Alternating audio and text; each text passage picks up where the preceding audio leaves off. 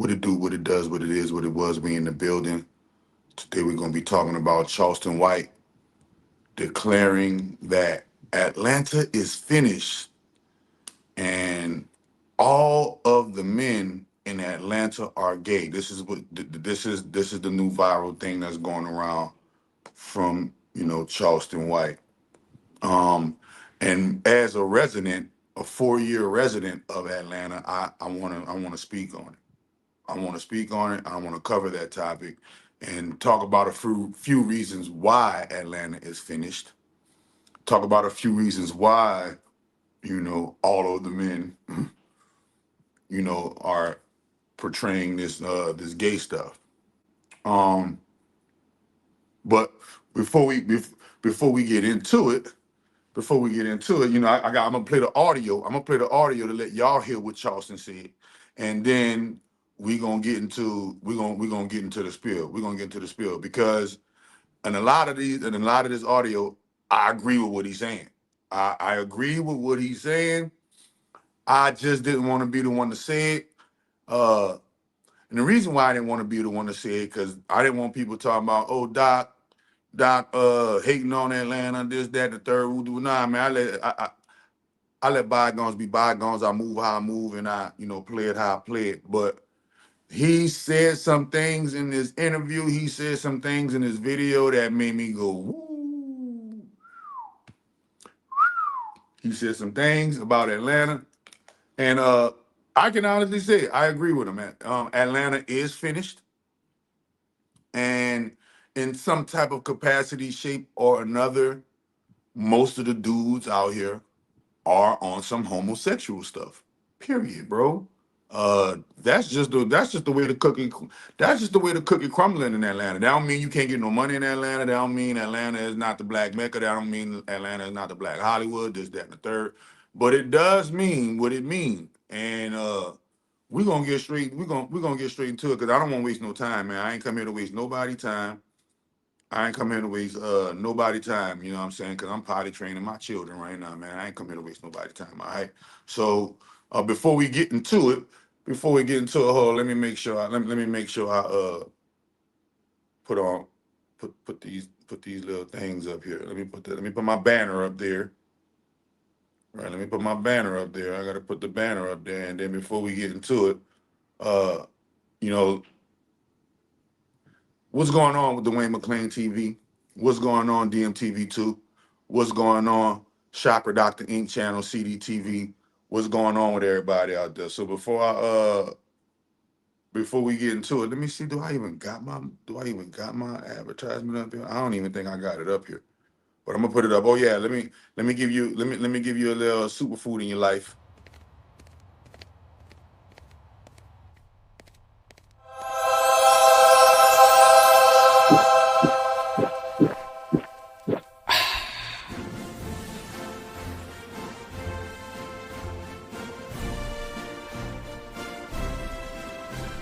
Superfood, bitch!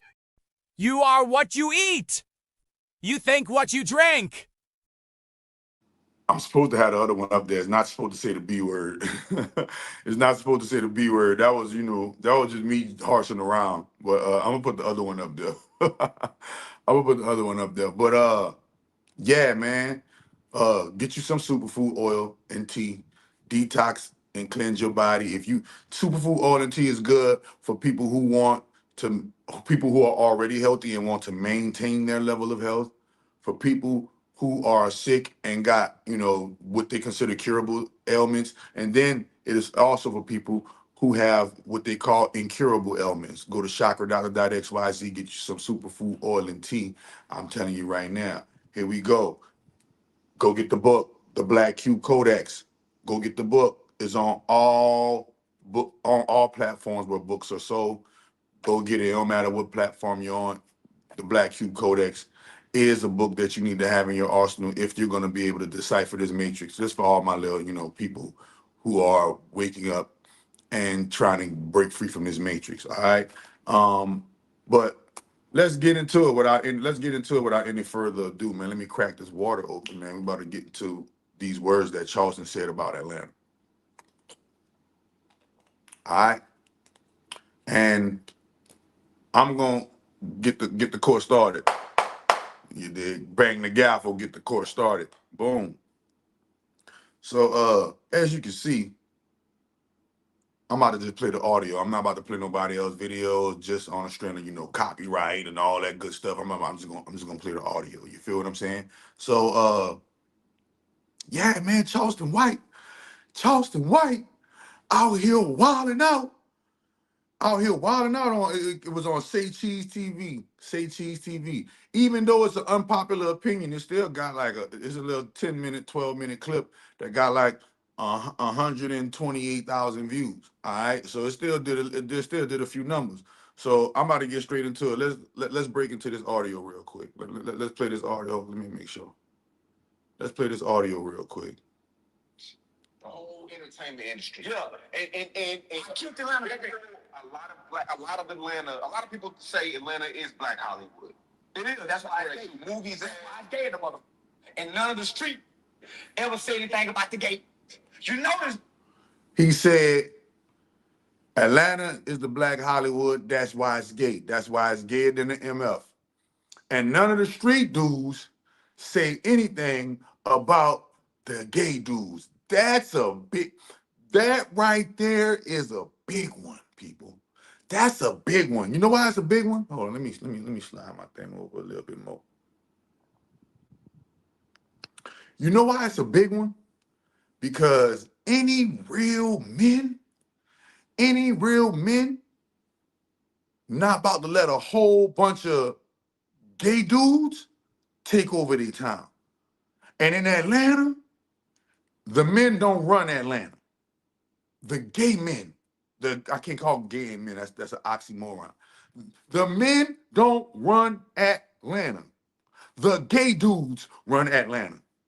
And that's the reason why you don't hear none of these Atlanta rappers, none of these Atlanta whoever people. You don't never hear them speak on or talk about the gays running Atlanta. Man, it's almost like to say it is forbidden. To say it is forbidden. I'm I'm a 4-year resident in Atlanta. This is my 4th year. Literally my 4th year right now. And I can honestly say the men do not run Atlanta. You know who run Atlanta? The gay dudes and the broads. The gay dudes and the broads run Atlanta. The men, real men, right now they either staying inside or they done moved. I got a theory why. Man, listen, my theory is this, bro. And I'm gonna maintain this theory. I've been telling people this theory, but I believe, as a New Orleanian, I believe New Orleans is the reason why Atlanta has fallen from grace. New Orleans is the reason why Atlanta has fallen from grace, and I'll explain that to you. There's Atlanta before Katrina, and there is Atlanta after Katrina. Log that into your brain. There is Atlanta before Katrina, and then there's Atlanta after Katrina. The Atlanta after Katrina gave gave way to the killer instinct. T.I. had said it in that song that the dudes from New Orleans came over for Katrina, and everybody had to switch their game up because niggas from New Orleans is unalivers. That's what they listen. Just like when you go into Atlanta used to be a player, pimp, hustler city, right? And getting money, player, pimping, hustling, that was the go time for Atlanta.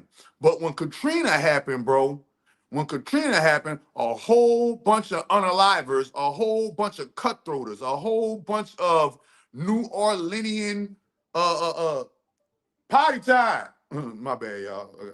I got them on the schedule. It's potty time. But a whole bunch of New Orleanian vermin. Nigga, I'm from New Orleans. I know what come with us. A whole bunch of New Orleanian vermin came here, and it's been going downhill ever since. It's been going downhill ever since Katrina, bro. Ever since the Atlanta people adopted the it was cool as long as they was fans and New Orleans was over here and Atlanta was over here, and the only time they met was in the Georgia Dome for the Atlanta versus Saints, for the Falcons versus Saints rivalry. It was cool. But when New Orleans had to move here, that's what happened. Look at Texas, Mississippi, uh, Georgia, and other places that got flooded with Katrina, with the Katrina people, bro. Those places haven't been the same since. Go look. Atlanta is a bunch of Atlanta is a bunch of Wayne clones. Why? Because Atlanta is a bunch of Future clones, and Future is a Wayne clone. Understand that? Atlanta is Cash Money clones. Atlanta is New Orleans clones, bro. Why? Because New Orleans came over here, and New Orleans imbued it with that murder, death, kill culture that we have, bro. We have a murder, death, kill culture where you ain't nobody until you smoke somebody, where you ain't nobody until you turn somebody into a pack, where unaliving is the currency in New Orleans. Man, unaliving, the unalivers in New Orleans get more respect than the dudes who make money. The unalivers in New Orleans get more respect than the dudes who are doing all of the other stuff. If you are a unaliver, you got more respect in New Orleans than any other thing. And that don't last long because like attracts like. And when you unaliving people, unaliving will come upon your doorstep. So understand, and that's number one, right? But number two, New Orleans was the first place to what? Sanction gay marriage. We the ones that got Big Frida the Dick Eater, you better believe it, and all of the gay rappers in the open in New Orleans. Go, y'all don't know y'all history? Y'all don't know y'all history? The Decadence Festival, the Decadence Parade, where all the gays come from all over the world. They gather in New Orleans, and New Orleans turns into Sodom and Gomorrah for decadence. Y'all didn't know that? I mean, they got decadence everywhere, but in New Orleans, it turns into the gay Mardi Gras. Real niggas gotta stay inside. Unless you slinging that yeah, or unless you slinging some woo, you gonna make a whole gang of money. You feel what I'm saying? But we got the gay rappers, and we've been having gay rappers like since before gay rappers coming in the open was a thing. And then Katrina hit, and we flooded Atlanta, we flooded Texas with all of that toxicity, bro. And those two places have fallen from grace. Houston ain't what it used to be. Dallas ain't what it used to be. Atlanta ain't what it used to be. None of these places are what they used to be. That's the two main places that New Orleans went to: Atlanta, Houston, Dallas. Really, Atlanta and Houston. Atlanta and Houston. Atlanta and Houston. That's where the main places where the Katrina victims went. And you go look at Houston before Katrina and look at Houston after Katrina. Go look at Atlanta before Katrina and go look at Atlanta after Katrina, and you'll see. Oh damn, chakra doctor, right? They have fallen from grace. Let me see. Somebody said Katrina changed the whole South. Hey, another place that New Orleans people went. They went to Tennessee. They went to Memphis. Go look at Memphis before Katrina and go look at Memphis after Katrina, and you'll see it's a two. That New Orleans murder, death, kill culture spread across. It spread across. Hold on. Somebody else said something. What's happening, gang? What's good? What's popping with it? You feel what I'm saying? So he not lying right here. Let's get to else what he talking about. He said, so Charleston White said, hey, ain't none of that. Why you think don't none of the dudes in Atlanta speak out against all of the punk shit that's going on in Atlanta? I don't know. Let's see why. No street ever called nobody gay in Atlanta, but they call them a snitch. No street dudes ever call nobody. It's like it's almost a crime to for heterosexual males to speak and call homosexuality what it is, punk shit. See, in New Orleans, at least we know, hey, look, you got the men over here and the men and the punks don't get involved in our street shit.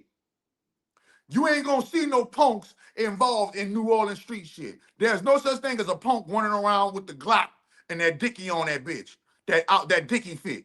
You ain't gonna see, oh, I got the Glock in the. Nah, there ain't no such thing as punks running around New Orleans doing gangster shit. That's completely unacceptable. You ain't gonna see no street nigga in New Orleans wearing no dress talking about hold on, y'all. You ain't gonna see no street dude in New Orleans wearing a dress talking about he a gangster. You're not gonna be able to see it in New Orleans, bro. So at least in New Orleans, the punks stay in their lane with the females, and the dudes who in the streets, they doing their street thing. A lot of punks done got unalive for doing punk stuff in the streets in New Orleans, right? But over here in Atlanta, it's like it all blended together. You can see punks in the streets. You can see punks kicking it with street dudes, and it's like, and what? Like they're like some, I call it neutral rats. They'll snitch on you, they'll kill you, and suck some dick at the same time. That's neutral rats. They neutral rats out here. Uh, and that's just looking, man. Look, hey, why you don't think 21 Savage, why you don't think Rollo and all Future, none of it, no, don't nobody say nothing about the gays in Atlanta, bro. You never found that weird, you never found that strange. None of them. None of them. It's like they're afraid to talk about it. It's like they're afraid to speak on it. It's like the street dudes here, it's like the heterosexual men and the street dudes here are afraid of the punks. That's what it's like here. I promise you. You go out and it's like the punks get all the respect. Street dude, like, it's like, and then look, it's like the females here, they don't like you if you are like a real man, heterosexual man. They don't like you unless you on some funny shit, bro. You got to be on some beta male weak stuff for the females out here in Atlanta to like you, bro. Real talk, real speech. So I'm not, hey, I can't, and this is just my 4-year experience. I don't know about before and after and all that. I just know about my 4 years that I've been here, bro, and what I've witnessed. The females don't like real street. I ain't talking about street dudes. The females just don't like real men. You gotta have some type of flaw in your manhood in order for the females here to like you. The punks and the DL niggas get all of the respect. That's why you don't talk about the Asian skyrocketing in Atlanta. Of course the Asian skyrocketing in Atlanta. Y'all all messing, the females are all having sex with punks. The females having sex with punks, bro. Beta male, that's punkism. You a beta male? That's a punkism, man. That's a punk right there. What are you talking about? A beta male go to jail, he's gonna get his backside blown out. He's gonna get his fat box rocked if he goes to jail. Then I had a little partner that went to jail. I had a little partner that went to jail in Atlanta. And he said, man, the jail is filled with nothing but gay gangsters. What you talking about? These niggas will jump you, crowd you, beat you up, stab you, unalive you, do all this crazy shit, and then at nighttime, they all in the cell with each other sucking you know what. They all in the cell with each other at night, sucking you know what. And then they come home and bring all of that mixing and mingling and all of that bull crap to the females. And the females just gun ho with it, man. I remember one time, I had an experience where I was meeting this broad, and meeting the broad, she had asked me, are you open with your sexuality? I was like, hell no, I ain't open with no sexuality. I'm a grown ass man. You can't play with my ass. You can't do none of that. Ooh. And she was like, oh, yeah, I don't deal with your type. I forgot what they call, I forgot what the ubiquitous community calls heterosexual real men now. But she had called me whatever the ubiquitous community calls heterosexual real men. And I was like, yeah, I'm one of them. You can't. And it was like, she didn't want to deal with me unless I was willing to let her play with my backside, bro. And this was a female. This was a female. Like a fine, sexy female. And it was like, whoa. And then when you encounter the female, if you're a real man and you out here and you encountering females, guess what?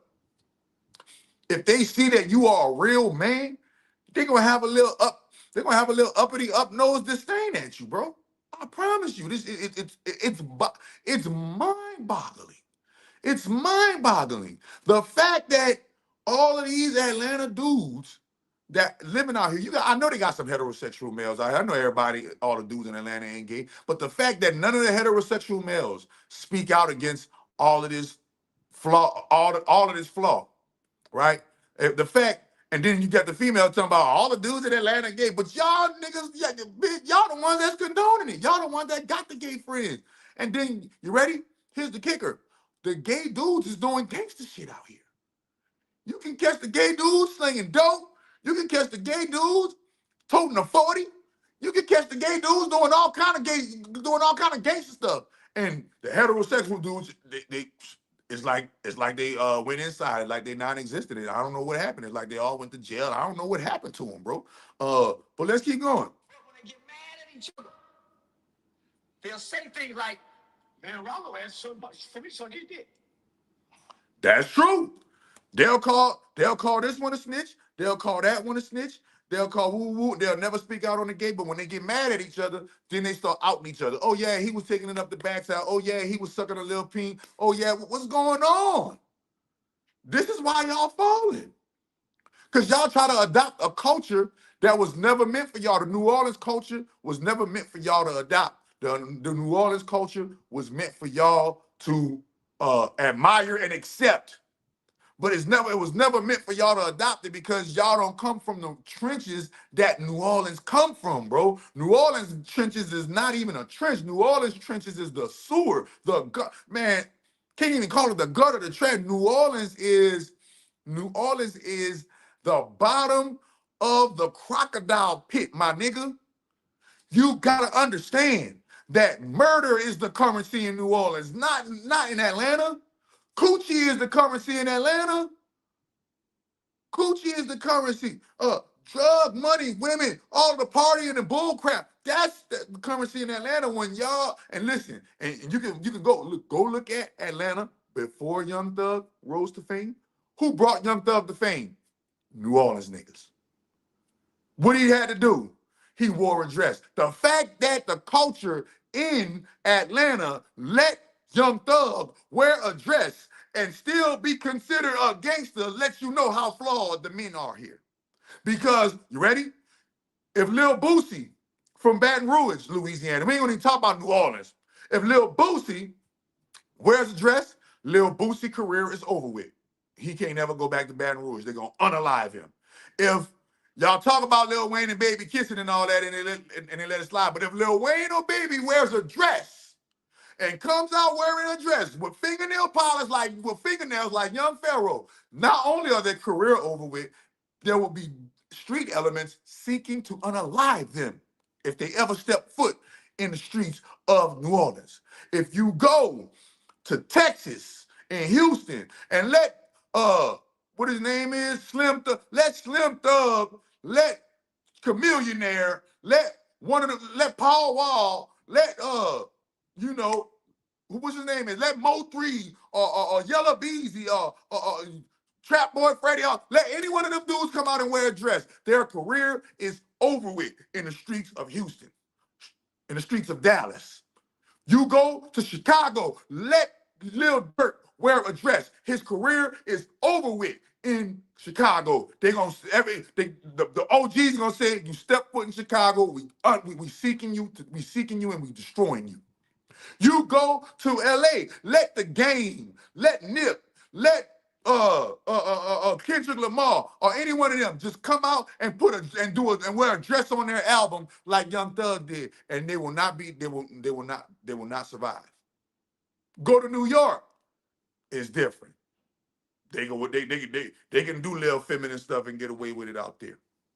New York and Atlanta is the two places where them dudes go to Miami, go to Florida, and let Rick Ross or let one of them big Florida let Rick Ross Rod Wave or any one of the dudes from Miami wear a dress on their album cover, and watch how not only that their career tumbles into the ground, but they will not be able to set foot in the streets of where they from. Every other where you go, where gangsters roam, these dudes, this was what happened if these dudes would have wore a dress. Not Atlanta. Oh no, they let Young Thug yuck mouth ass. Remember when Young Thug teeth was all messed up? Huh? He got him some veneers and went crazy, huh? He got him some veneers and went crazy. And all these dudes, I'm talking about the Lil Babies. Come on, Lil Baby had the punk. Lil Baby was at Mike Rubin party, letting the punk. They gave him a Oreo, a reverse Oreo sandwich. They reverse Oreo sandwich Lil Baby, bro. Y'all don't remember? And ever since that Mike Rubin party, Lil Baby's career went down. Go look. Go look. All of them either got exposed as rats or punks or both. Look at Gucci Man. They're the number one poster child for gangsters in Atlanta. The only two left is who? Quavo and Future. Quavo, Offset, and Future, I think, is the only three Atlanta dudes left that hasn't been outed as a snitch or gay. Think about Lil Harold, but he a new dude. Lil Harold, them and I'm not talking about the old school Atlanta like the T.I.s, the T.I.s, the Luders, the Outcasts, the Goody Mob. None of them. Nah. They the ones. They the ones. I don't know what happened. They let it. I don't know how they let it slip out their hands. They so Atlanta. Look, they so Atlanta and so tied into being Atlanteans that they forgot manhood comes before being an Atlantean, homie. Manhood comes before being where you from, my nigga. And what happened is they literally let that punk shit from New Orleans take over their city, bro. Let's go, Charleston. What? Man, come on. You been out there in this law. But you never heard nobody from Atlanta bashing a download. They don't even speak against it. You never hear a dude from Atlanta bashing a gay nigga. You never hear a dude from Atlanta bashing a down low nigga. They don't never speak against it. That's how you know they weak, bro. And I'm telling you, bro, I'll be out. Look, I'll be outside and I go straight back inside. Why? Because, bro, it makes my skin crawl sometime, bro. It makes my skin crawl sometime, bro. I'll be out and about in the ATL, bro, and it'd be so many punks, so many DL dudes, so many females that condone it. So many. It's an infestation like no other. It's an infestation like no other. And I thought my city had punks. No. In my city, in New Orleans, the punks stay in a lane. You don't see the punks mingling with regular dudes in New Orleans. Nah. You don't see the punk hanging on a block in New Orleans, kicking it. The punk ain't on the block in New Orleans kicking it with the regular dudes. You'll see that in the A. In the ATL, the punk on the block kicking it with the regular dude. The punk smoking the regular dude smoking blunts with the punk. Or the DL nigga. The nigga that's rumored to be DL. Yeah, now I'm not saying that's everywhere. There's always exception to the rule. I'm just saying for the majority, most part, when you riding around and out and about in Atlanta, you're gonna see more females and punks than heterosexual dudes. And the heterosexual dudes you do see, they are docile, beta male, dressed raggedy. That's another thing. That lets you know that Atlanta. I don't know if this is just a 2026, a 2026 young people haven't been taught thing, or an Atlanta thing. But in my experience, a lot of people out here, their hygiene is not up to par, bro. Their hygiene is not up to par. They all wearing bonnets and pajamas or slippers and Crocs. They all dressing raggedy. It's baffling me. It's blowing my mind. It's blowing my mind, bro. This is the place where a person used to come to dress fly, get money, do all kind of stuff, bro. Do all kinds of stuff. And It's crazy. But Charleston White said it, and I'm just commenting on it. Let's go. Because all you have laying out the watching man. So you don't never see them watch your window. You don't never, hey, you don't never see an ATL dude with a bunch of women, bro. Why, bro? Where are all the dudes out here that get broad? You can't even really get no broads no more, man. The disease rate done rolled so high. Why? Why has y'all wonder why Atlanta disease rate has risen so high? Because they are fully integrated with the punks. And you know them punks carrying. You know they carrying, bro. You know they carrying, man. Them boys is carrying. Them boys is carrying. And you know what it's like? It's like a lot of them done gave up on life out here, bro. All right, it's summertime, right? The average Atlantean, you will see them in long sleeve hoodies, all black. They wear all black. They all, this is the average person you see in Atlanta. The average female, she gonna have on some pajamas or something super high revealing with bonnet on, or she gonna have on some sweats and a sweats and a t-shirt. Sweats and a t-shirt, and the only time you're gonna see him pop out is at night at the club dressing slutty. That's the average female. The average dude, you're gonna catch him with a bonnet on as well.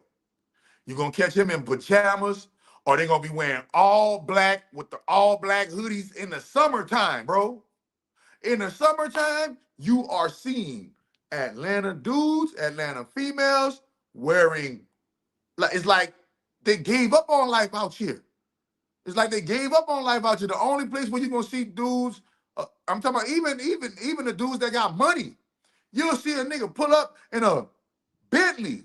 How about the Bentley with some pajamas and a bonnet on? Yeah, they doing that out here, man. They doing that out here, bro.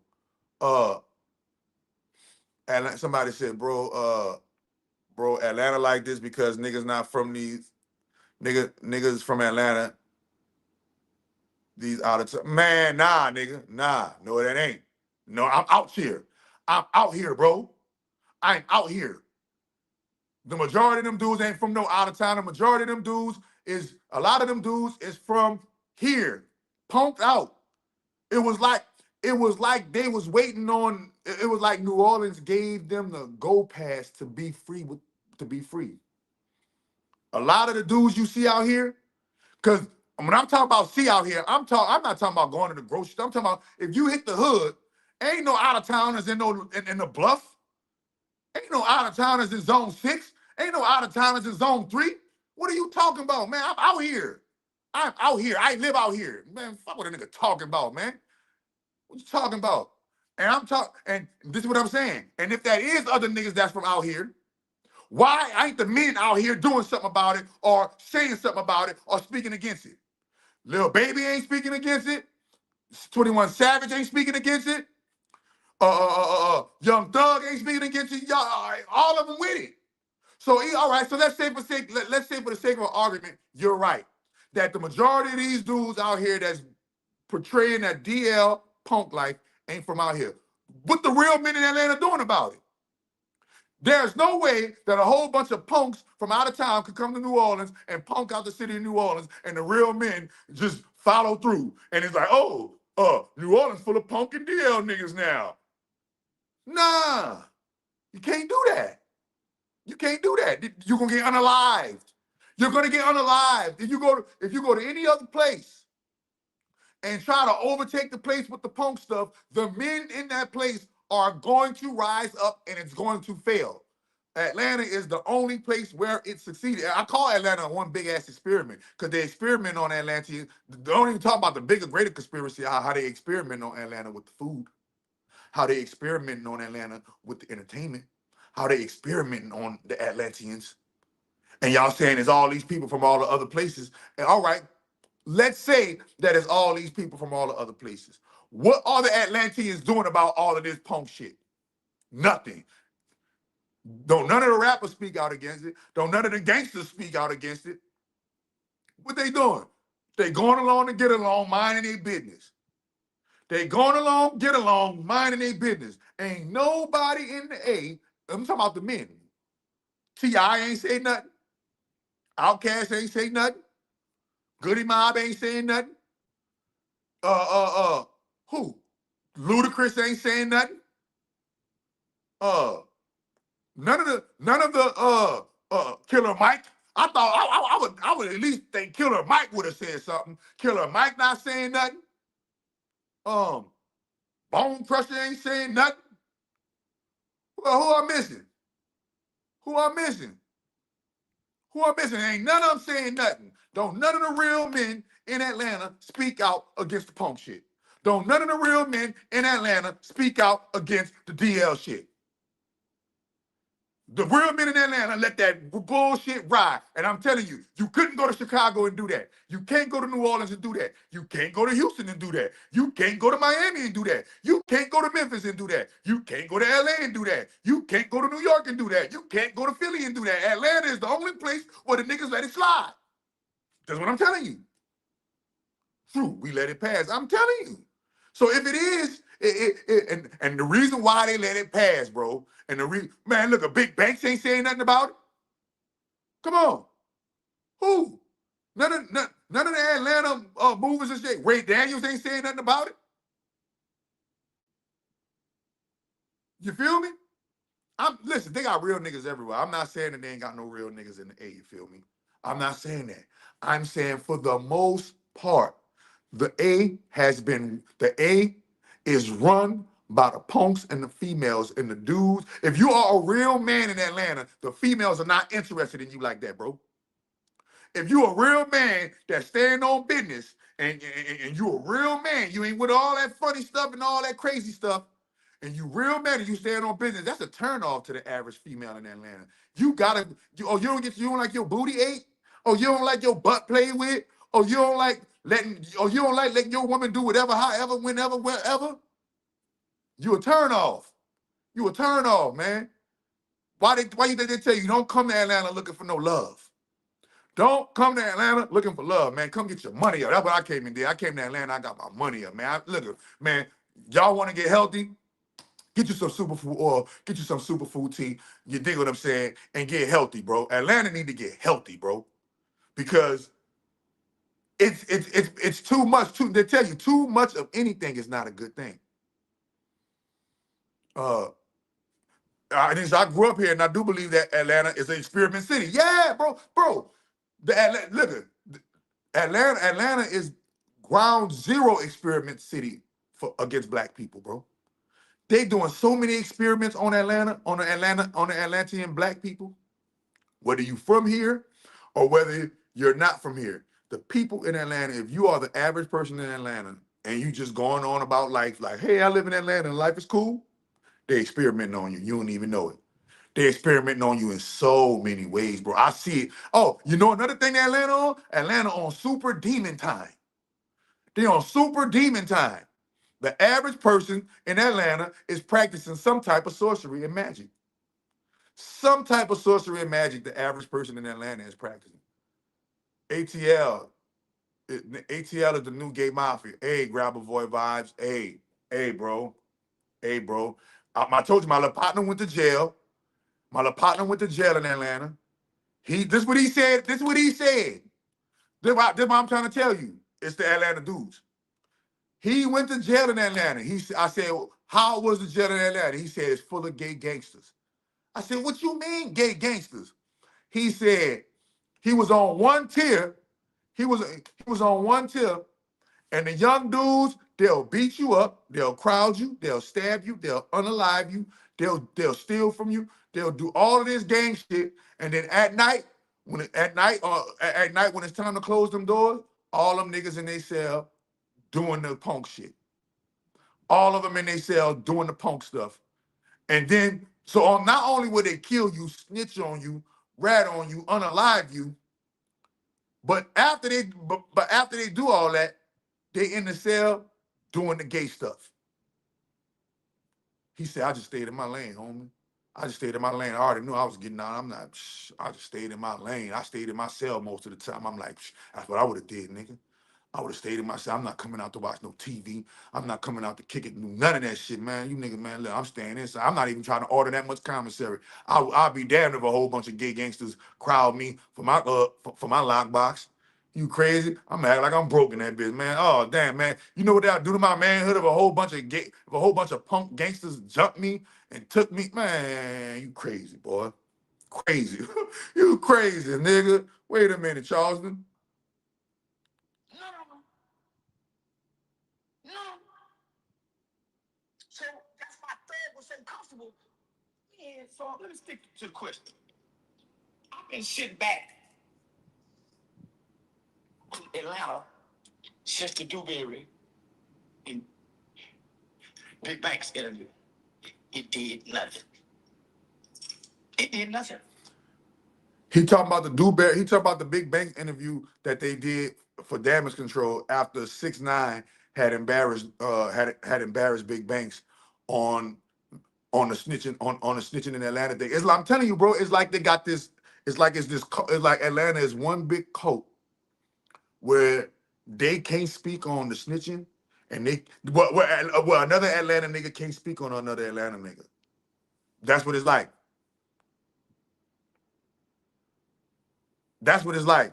Oh man, you lost me, man. I'm glad you found me again too, bro. That's what it's like. It's like Atlanta is like this. It's this unwritten rule, this unspoken code where Atlanta people can't speak on other Atlanta people, no matter what they doing. And it has brought and this is why Atlanta is finished. Come on, man. All of Atlanta's pride people have fallen from grace. I'm talking about like this. You already know Chakra Doctor and his algorithms was at work, but you know, it wasn't to make Atlanta niggas fall from grace. It was just to expose the truth wherever I'm at. I'm a truther.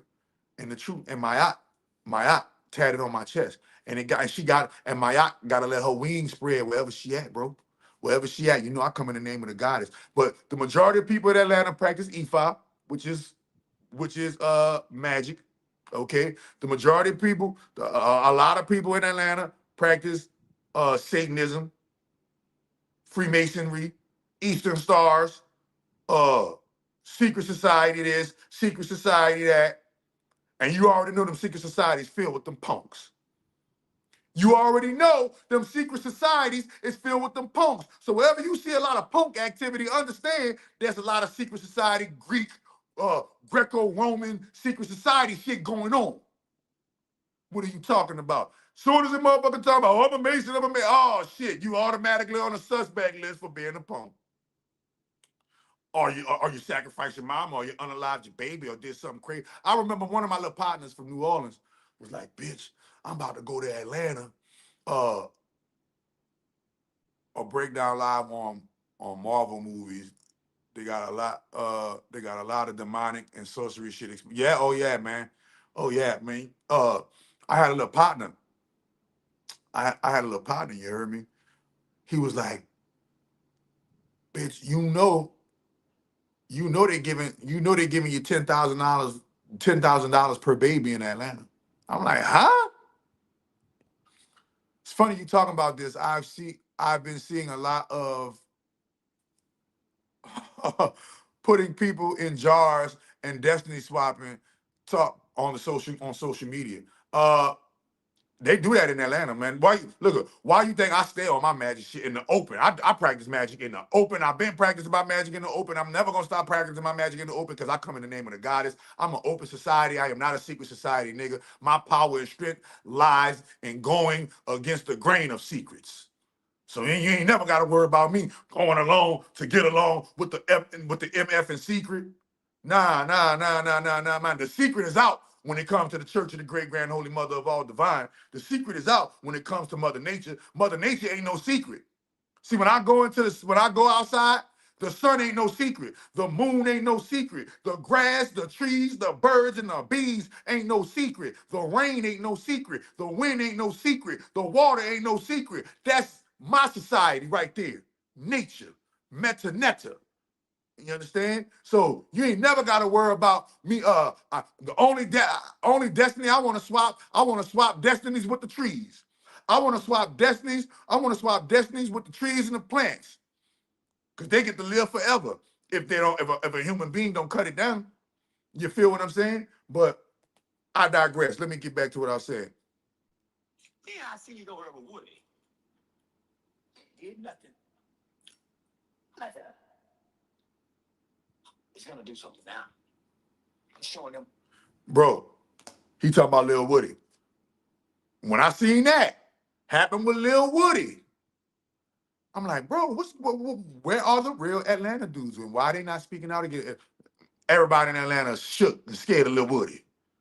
If Lil Woody was a New Orleanian, if Lil Woody lived in New Orleans, Lil Woody would already be unalived. He would not be, or he either already be unalived or he'd be to move to another state. Nobody in New Orleans could do what Lil Woody did and still be living. You see the difference with the street culture and everywhere else versus Atlanta?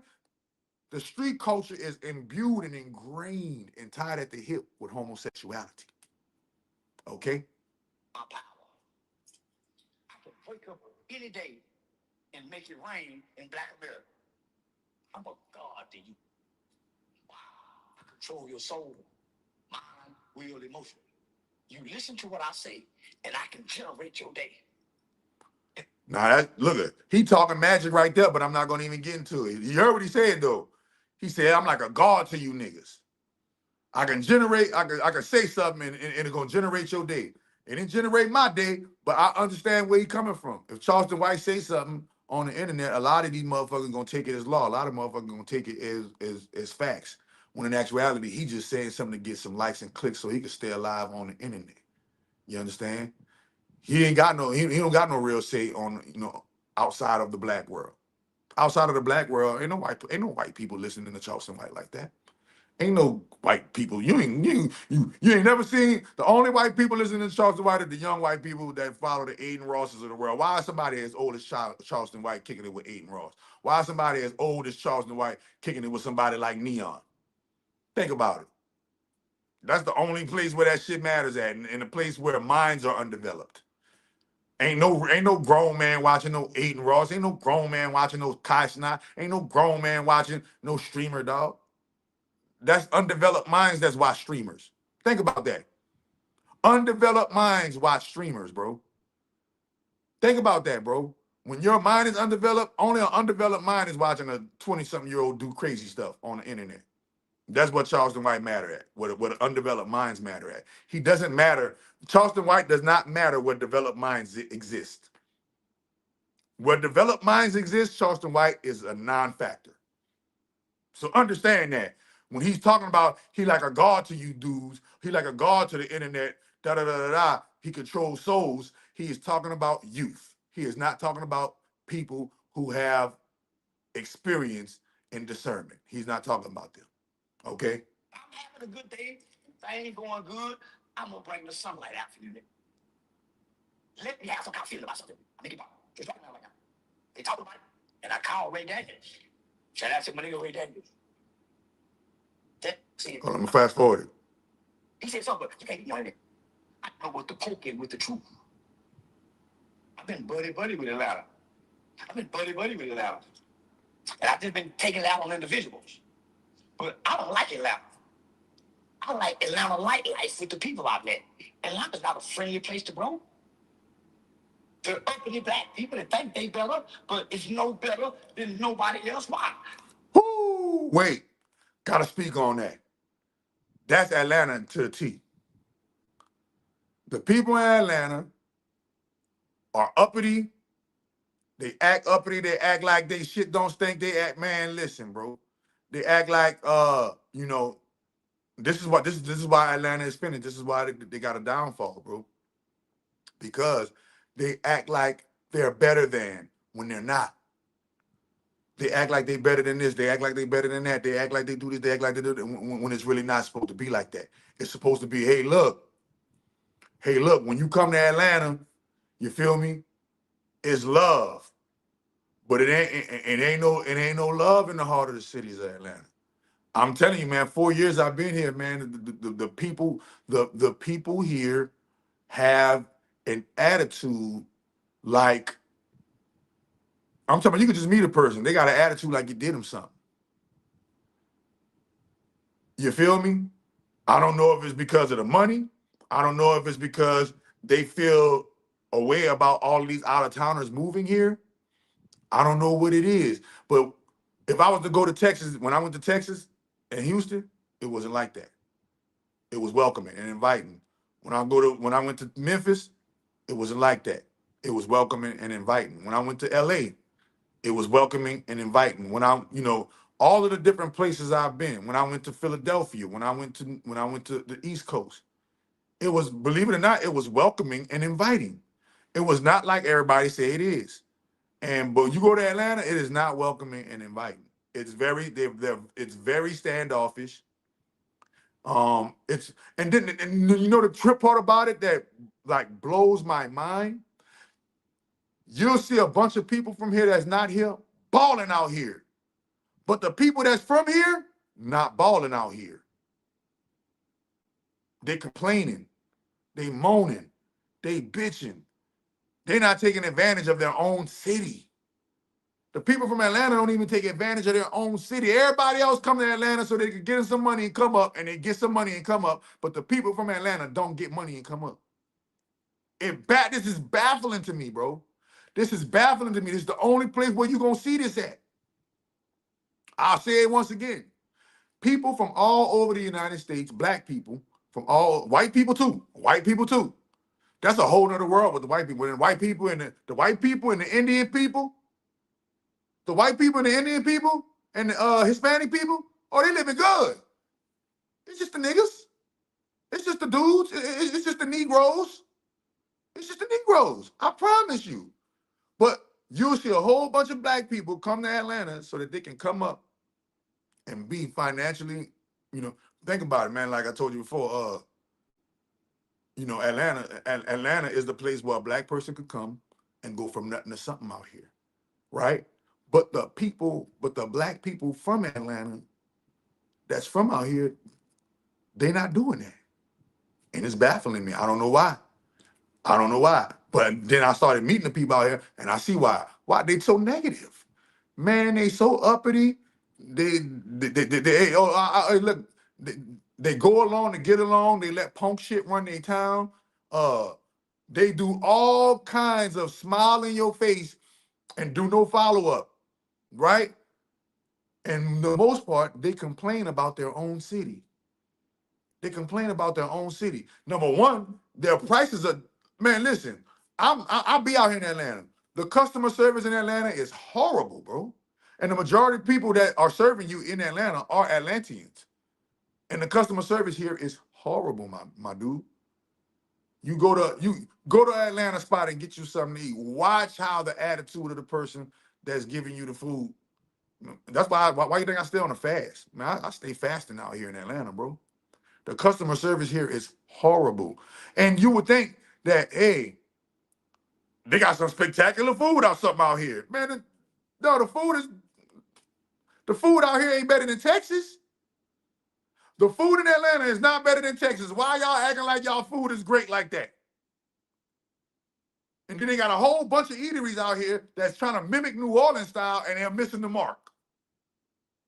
Right? The most things every single place out here sell chicken wings. Every single place out here sell chicken wings. Every single place out here, bro. What are you talking about? Chicken wings is the hallmark of Atlanta eatery. You feel me? And then when you go in and you're trying to buy some stuff, right? Everybody got an attitude with you. Like, I'm telling you, it's I don't understand how everybody else that's black could come here, come up, get them a house, get them a car, get them a nice bank account, get them this, get them that. And the people that be here, work here, lived here, been here for their whole life can't do the same and are not doing the freaking same. It baffles my mind, bro. But then you look at it, oh, they letting punks run their town. Oh, the heterosexual dudes that appear to be heterosexual, they really on the DL. Oh, man, The females run their town. The females run their town and dress like anything, and the dudes just allow it. Hoes, hoes run Atlanta, homie. That's what runs Atlanta. Hoes and punks. The men don't run Atlanta. That's why Atlanta the way it is right now. If the men stepped up and ran Atlanta, it wouldn't be nothing you could do about it. Because when a man does something, you can't stop what a man doing. Let no man stop what God has put asunder. And we already know that black man is God. So, but when you out here and you in the city, and I be in the city, I'll be ripping and running through this joint.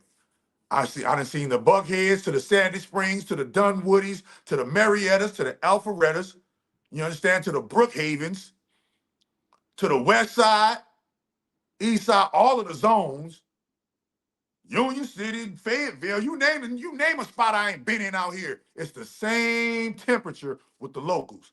The locals are humbuggers, and everybody else that's not from here is like, wow, I'm happy to be in Atlanta.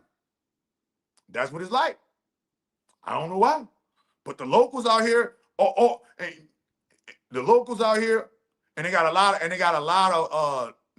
of foreigners out here too, though. And the foreigners, man, they doing an experiment on them, bro. Every single corner store is filled with a foreign face, and they're experimenting on the food, giving these black people the food, experimenting on their blunts, experimenting on their nicotine, experimenting, and black people is just, and the black Atlanteans is just spending money, spending money. You wonder why the main thick of Atlanta culture can't come up and rise up and get wealthy, because y'all giving all y'all money to the Arab, y'all giving all y'all money to the Indian, y'all giving all y'all money to the Asian, y'all giving all y'all money to the Hispanics, y'all giving all y'all money to the Africans, y'all giving all y'all money to everybody that ain't from here. And talking about it ain't us, it's everybody that's from here. But wait a minute, what y'all doing about that? I believe we be out of alignment where we, hold on, let me see. I believe we be out of alignment where we prosper for sure, man. Well, I look at it like this. Anytime you have go look at any place where gays run the town, and you will see that the rest of the population is out of alignment. Go look at San Francisco, huh? Gays run the town there.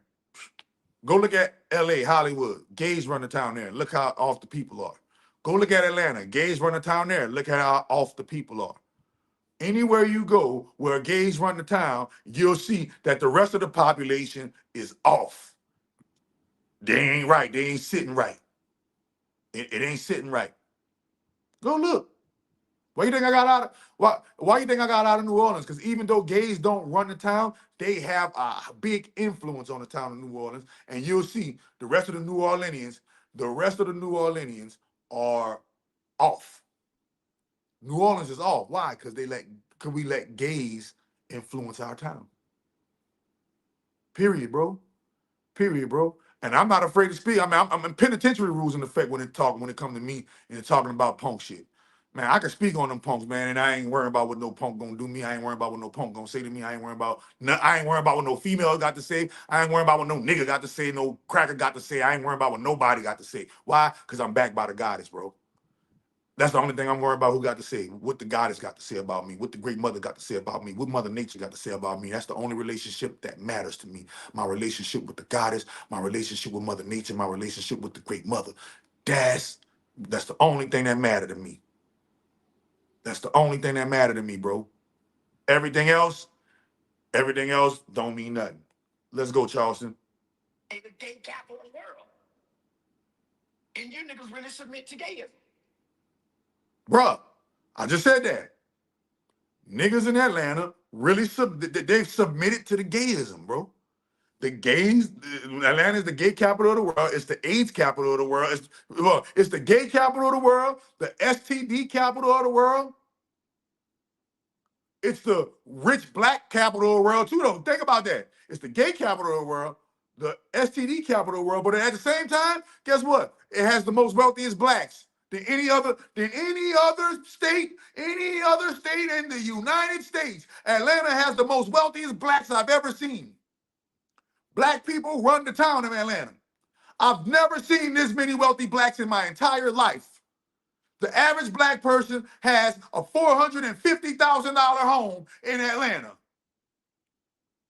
The average black person has a $450,000 home in Atlanta. Right now, I live in a $500,000 house. And guess what? My neighbor is black across the whole street, black. When I for trick or treating, for Halloween, two black children knocking on my door. When I get pulled over by the police, guess what? Black police. When the police come knock on my door, there's a black person. Black, so wait a minute, let's talk about the pros. Blacks run the town here. Black people run the town in Atlanta. But I have to admit that there is a big con that come with that. And that big con is what Charleston White just said. The entire Atlanta has submitted to gayism. Has to admit it. The entire Atlanta has become the black Sodom and Gomorrah, homie.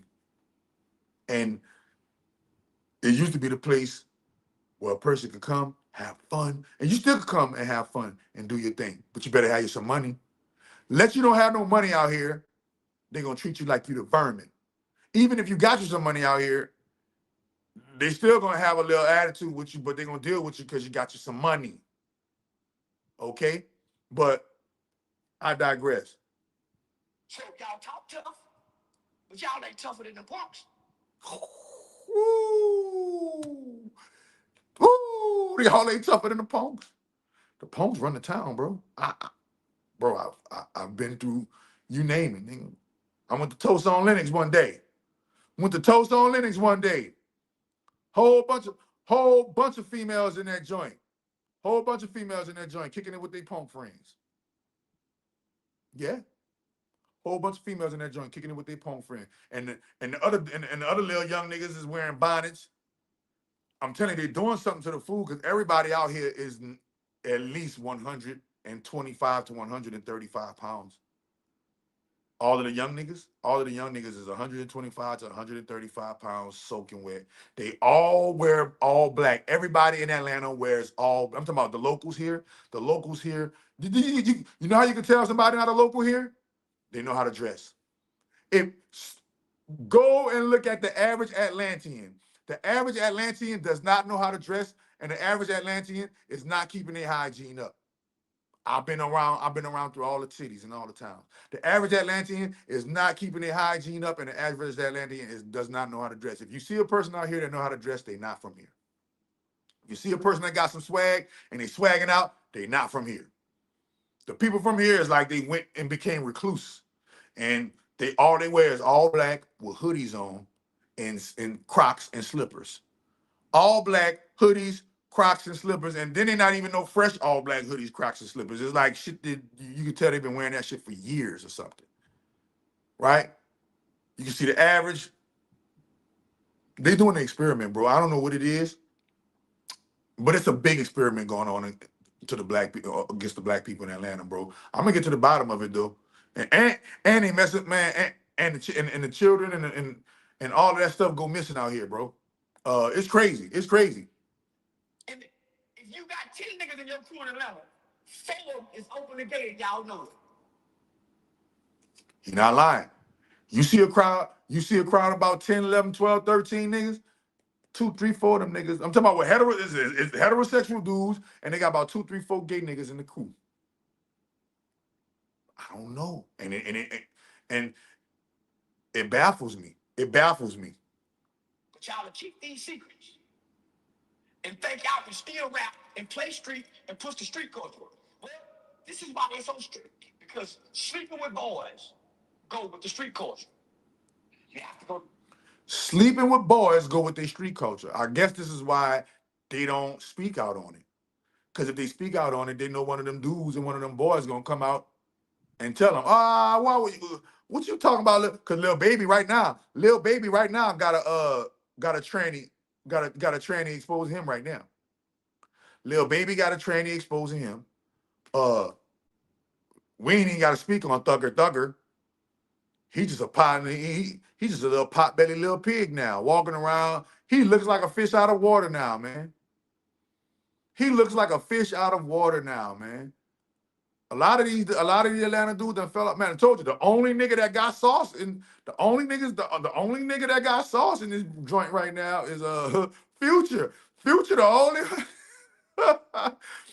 Future the only Atlanta nigga that stayed. He ain't got no rumors of being no flaw with no gay stuff. He ain't got no rumors of being flawed with no snitch stuff, bro. That's it.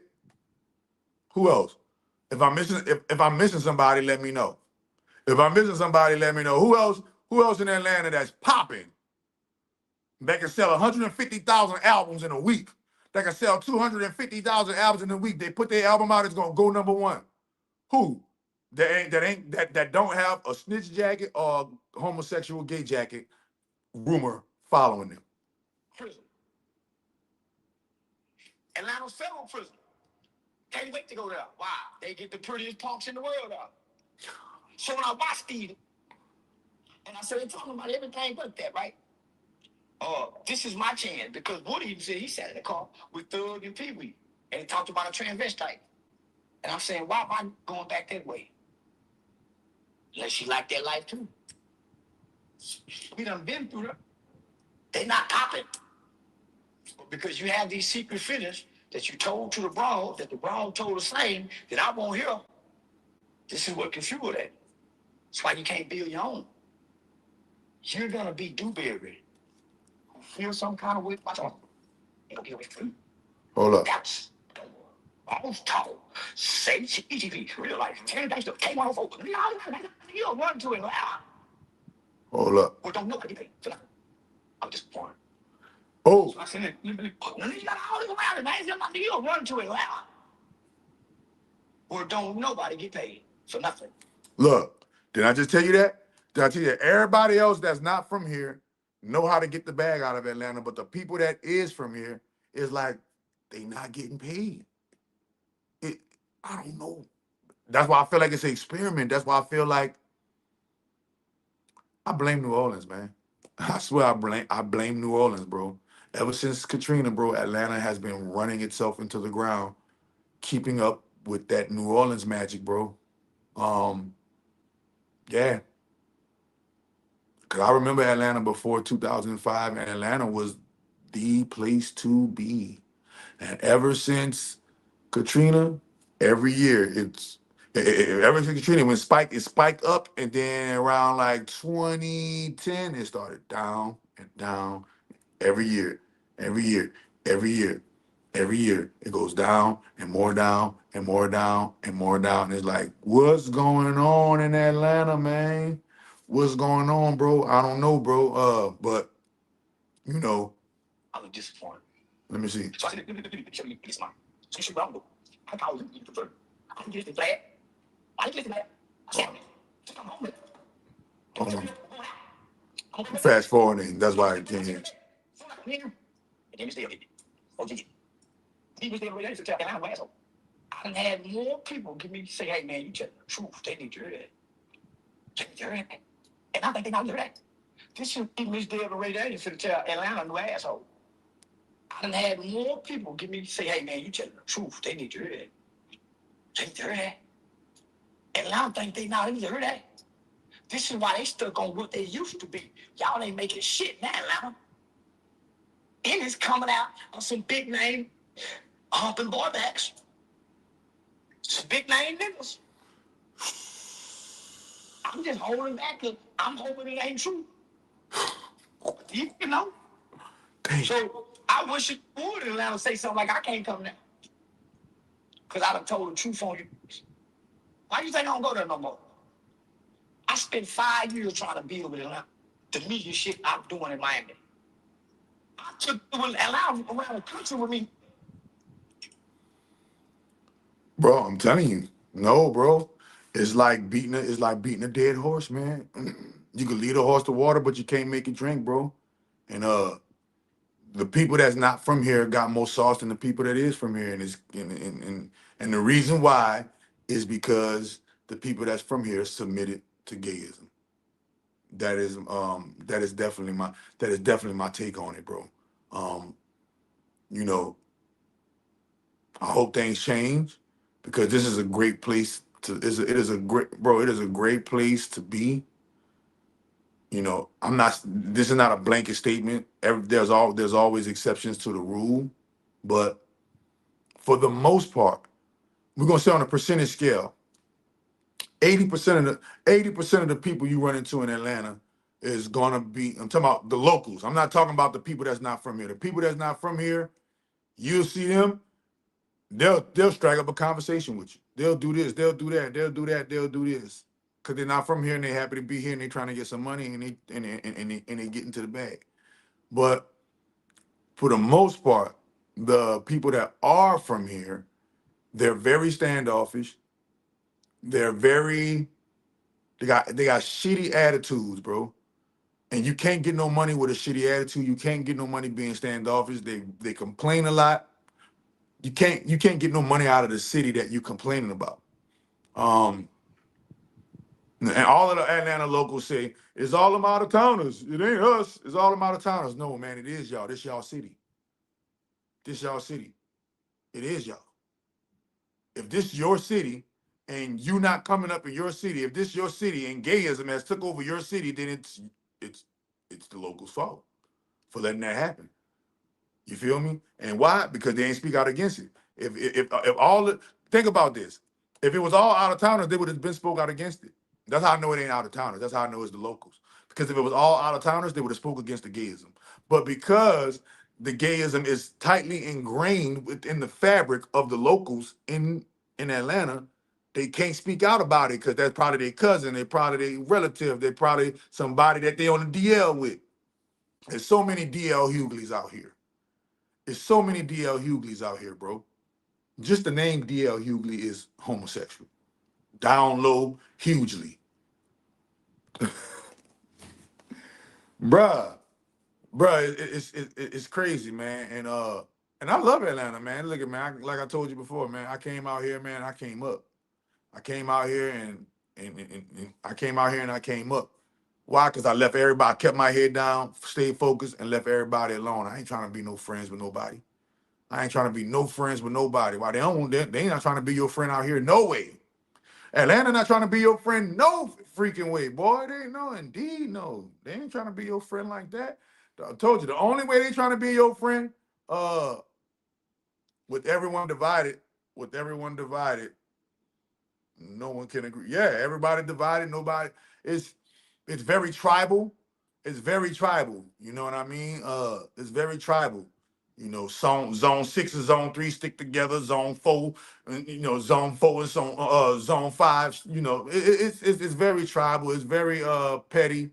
The shit that's going on out here, man. You know, the average Atlantean. You know what I mean? Like I told you before, when you meet him, it makes you wonder why the attitude, why the fuck you not coming up in your own city and everybody else that's not from your city coming up? And it's because they let it's not because they let the foreigners in. Foreigners been coming to Atlanta. Foreigners been flooding Atlanta. It's not because they let the foreigners in. It's because they let the culture of the homosexuality take over the city. And they already told. Look, they tell any nigga that been to jail will tell you them punks is bad luck. Anybody that tell you, anybody that tell you, go show me a well-adjusted, balanced punk. Show me a punk that's well-adjusted, balanced, disease-free, happy-go-lucky, and 100% completely a bright aura that lights up the room. You can't find them. You can't find them. So why would you let a culture like that take over your city? Now your whole city is run. Now your whole city is run over and run by. Man, I was. That's why I say Atlanta just got to get healthy, bro. That's why I'm here, bro. I mean, I'm about to get Atlanta healthy. Don't worry about it, y'all. Don't worry about it. Chakra doctor in the MFM building, and I'm about to get Atlanta healthy again, bro. We about to get Atlanta healthy again. We about to get Atlanta on some health, bro. Because that's the only way Atlanta gonna get back to where it need to be. Y'all gotta get healthy, man. Y'all gotta leave the chicken wings alone. Leave the experiment food. Man, them Asians experimenting on y'all. Indians experimenting on y'all. All of these different places experimenting on y'all, and they experimenting on y'all through the food. And then the gas station experimenting on y'all. They experimenting on y'all through the blunts. They experimenting on y'all through the blunts. Y'all buying all these blunts from these foreign people at these gas stations. They got all that shit laced with chemicals.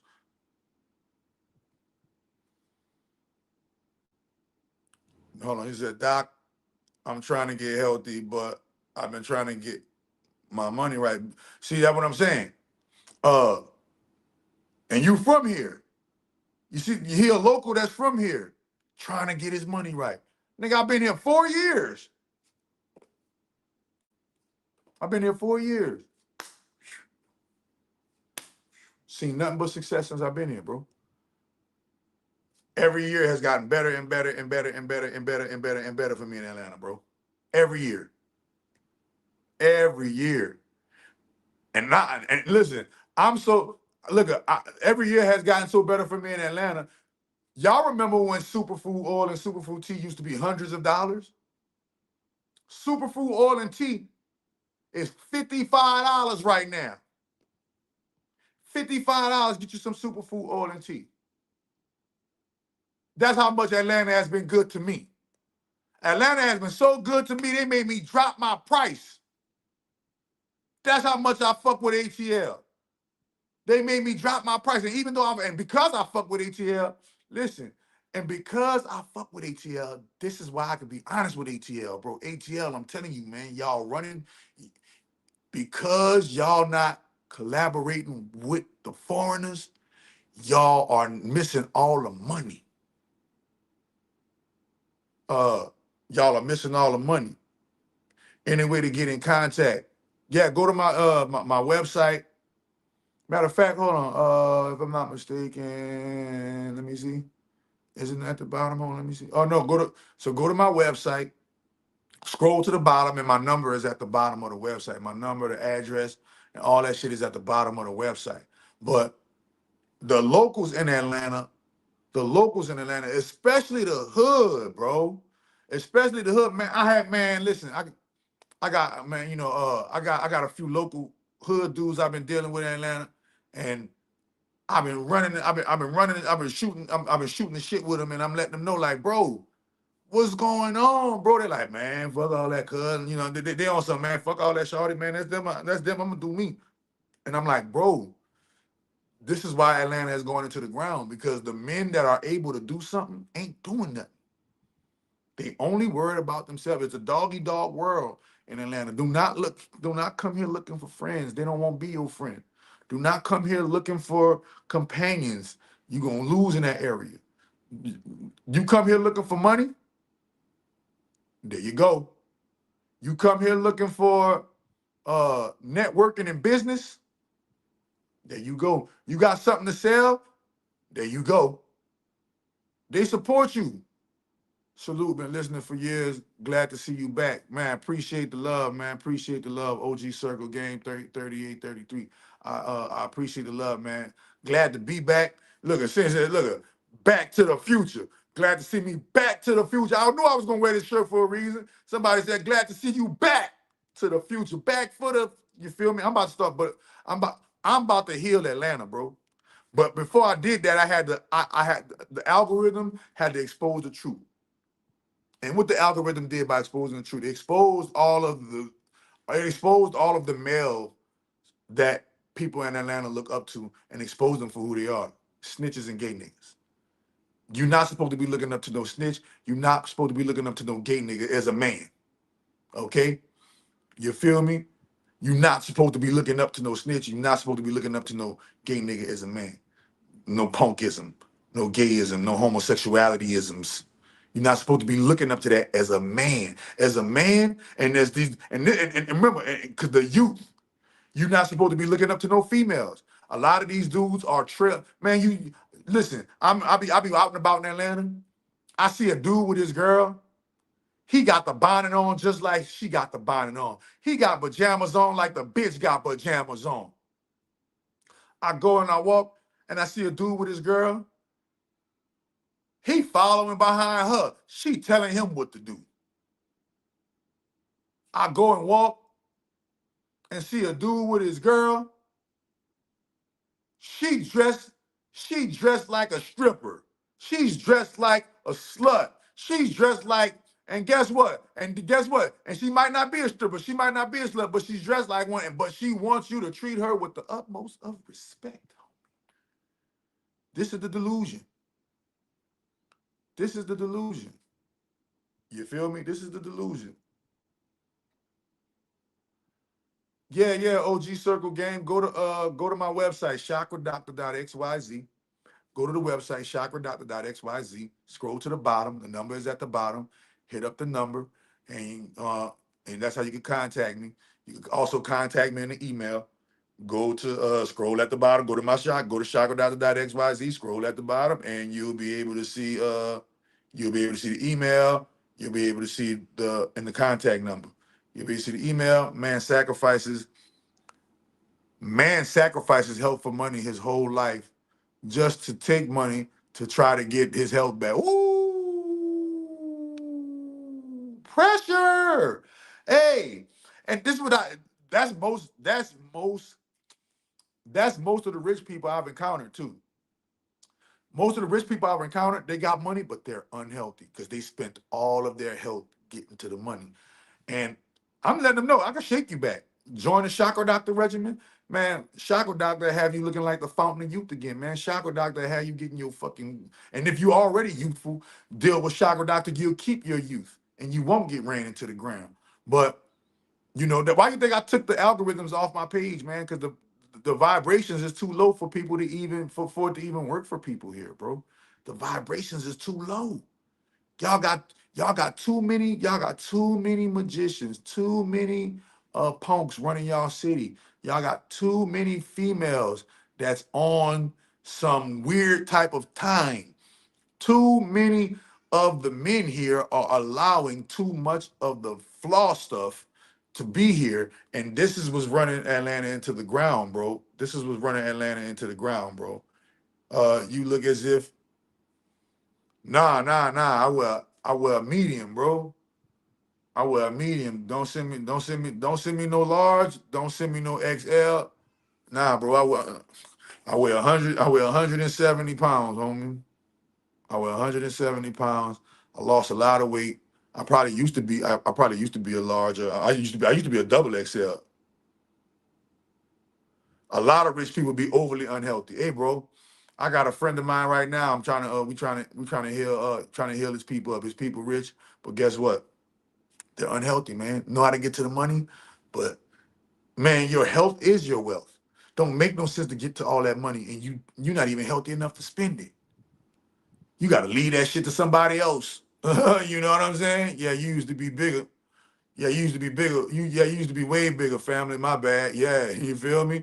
Uh, yeah, man. I had to. I had to. I had fell into a depression, man. 2022. I told y'all, man. Well, I already did the live about how my baby mama unalived my child allegedly, right? And that me losing Emerald Gold, me losing that baby sent me into a depression. And even though I was in a depression, I still just kept going. But y'all seen me in that depression. That's why my face was all inflamed.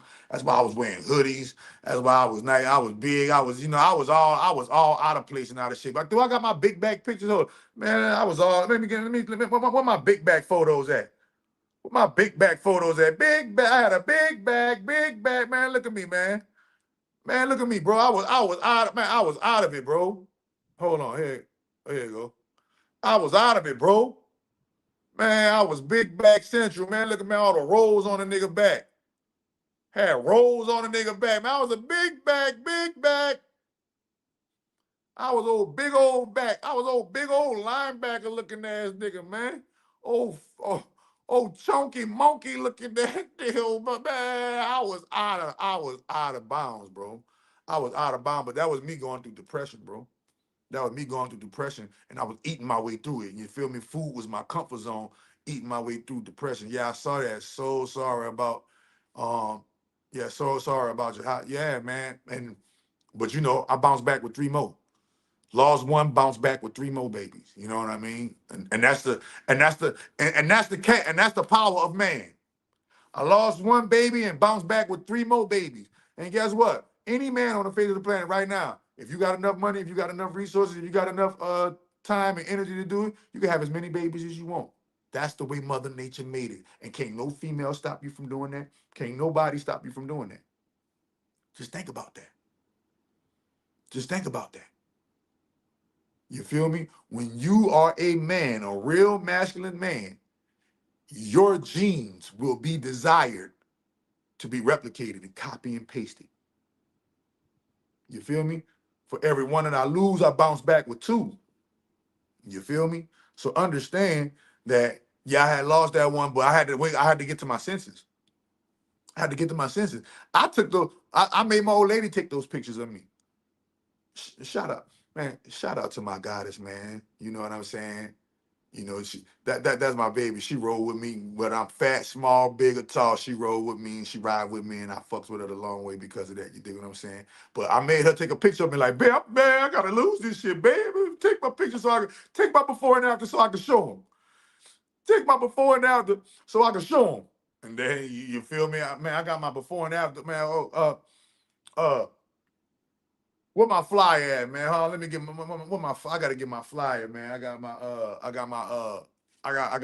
the flyer. You go on the website. If you go on the website, you can see my before and after right there. As soon as you go on the website, chakradoctor.xyz, go on that bitch. You're gonna see my before and you're gonna see my after. Like, bro, this is my second time. That's my second time coming. That's my second time defeating obesity, bro. Get him chakra doctor, Clarence Carter type shit. Be strong. You feel me? Real shit. I had to be strong, bro. And I had to realize what would my daughter want for me?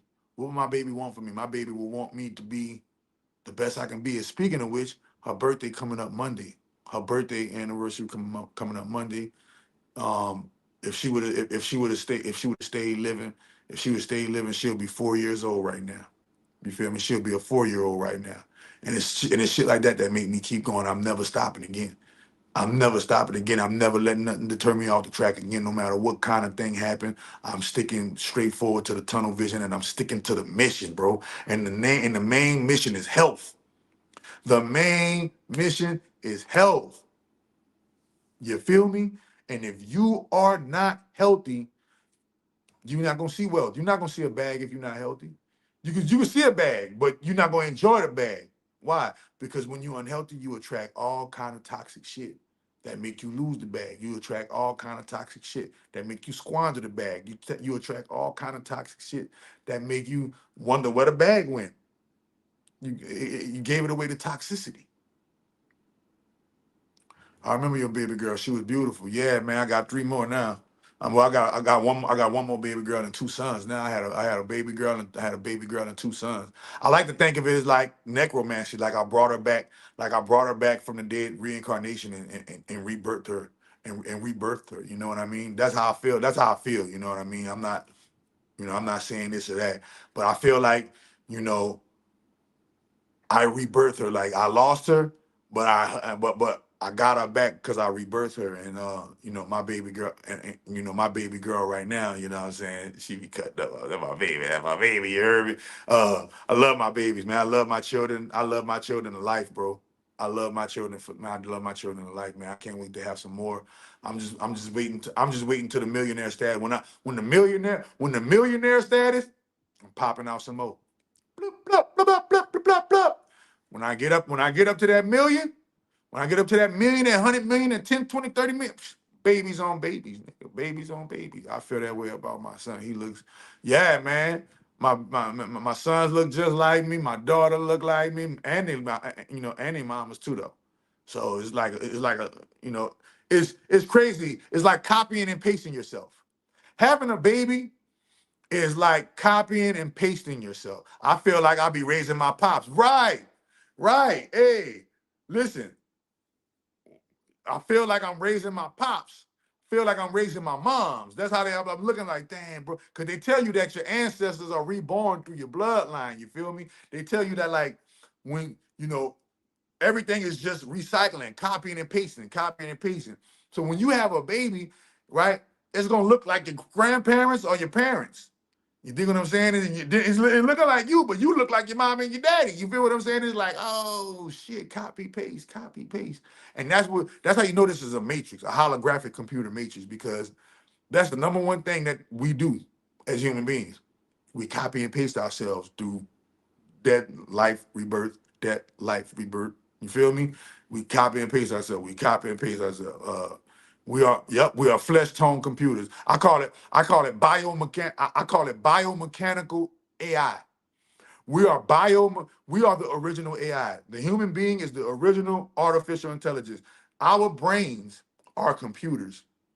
The voice that we hear in our head that sound like us, that's really the Siri that runs the computer. You feel me? Our bodies are machines. These machines can be likened unto a car, right? Our bodies are made just like cars. So this is why I invented superfood oil and tea, because all cars need their oil and fluid to run at optimum and at optimal mileage capacity, right? You know, how many of us got an oil change and get our oils changed? None of us. The only time we get our oils changed, we just piling in on oil. The oil from fried foods, the oil from cooked foods and dead meat. But we're never detoxing our body, flushing our body and getting an oil change, bro. So our body is a machine, and that machine is like a car. That's why they call it a vessel, right? And that's why we are all a race. This is why the only thing that races is vehicles, cars. You can race cars, you can race bikes, you can race, right? Well, this is why we are all one race. A race is a car. Cars race. Our body is a machine. That machine is a car. You feel what I'm saying? And in order to have your machine car running at optimal health, you have to make sure that all of the fluids and oils in the car are running. You got to make sure you got some gas. Got to make sure that remember gas. That our gas is water. Our gas is water. So what's our gas? What's our gas tank? Our stomach. What's our exhaust pipe? Our bunghole when we fart and when we poop, right? What's you name it. What's our headlights? Look at what's our headlights? Our eyes. What's our windshield? Our third eye and our forehead. That's our windshield. Just like a car. This is the windshield, right? This is our eyes. These are our windshield wipers. Our eyebrows are the windshield wipers, right? Right? You feel me? You like our head, that's the hood of the car. You feel me? It's literally our body, literally, the car literally mimics our body. And our computer brain runs the car. So when we our brain is the speedometer and the if you got, especially if you got like a up-to-date new car, like a 2025, 2026, it shows you everything on the screen. Unless you got a Tesla, shows you everything on the screen. That's how our bodies is. You write about the food. It's like the people can't stop eating it, even because you know why? This why. This why. Because the food is not food. The food is drugs masquerading as food. Speaking of which, I'm about to I'm gonna pick a page and read up out of here. Somebody said, once I found out their computer code in the air, the matrix made more sense than ever. Yeah, when I became fully aware, the first thing I started seeing and recognizing was all of the different angel numbers and the different Grabavoid numbers and different codes of numbers. Literally, all of the different what they call that? All of the different binary and trinary codes. I call it trinary codes. Man, hold on. Nigga said, man, you friend in my head. For real. I tell this to use them all day. Yeah, hey, bro. Uh, and look, it's not food. Remember, food. Yep, food is drug, guys. Food is drug. You feel me? The Food and Drug Administration, bro. But we're not eating food. Now, when you eating an apple, that's food. When you eating a pear, that's food. When you eating a plum, that's food. When you're eating when you eating some mushrooms and you eating you some cauliflower or you eating you some broccoli, even though it may be it's not now it's bioengineered, man. Listen, a fruit and a bioengineered fruit and vegetable is better than no fruit and vegetable at all, homie. I would eat a genetically modified apple before I eat a hog. I would eat a genetically modified orange before I eat a cow. Okay, so Man, y'all go get this book, man. Y'all go get this book. I'm about to look. I'm about to spray. I'm about to just flip it to. Matter of fact, pick a page, any page. We're gonna go through here. Pick a page, any page. The name of this book is called "Drugs Masquerading as Foods: Deliciously Killing African Americans and All Peoples. Silent, deadly, and delicious. Silent, deadly, and delicious." Somebody said 72. Hold up. Somebody said 72. Oh, wait. Family. This is Mario World.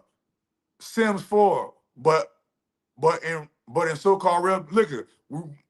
I play listen right now. And so I'm about to give y'all a little, I'm about to give you a little Easter egg. Do you know that the Mario world and the Sims world and all of the different games that you play are actually the holographic mirror to manifest in your life? So for instance, if you're playing The Sims, right? Notice how certain things in your real life will start to mimic your Sims game. If you're playing Mario, notice how you start getting a lot of points on Mario and watch how you start getting a lot of money in life.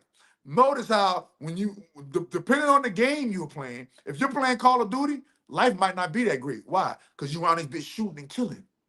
If you're playing Halo, life might not be that great. Why? Because you're on the hunt trying to shoot to kill. If you're playing GTA, life might not be that great. Why? Because you're doing Grand Theft Auto and you're doing negative stuff.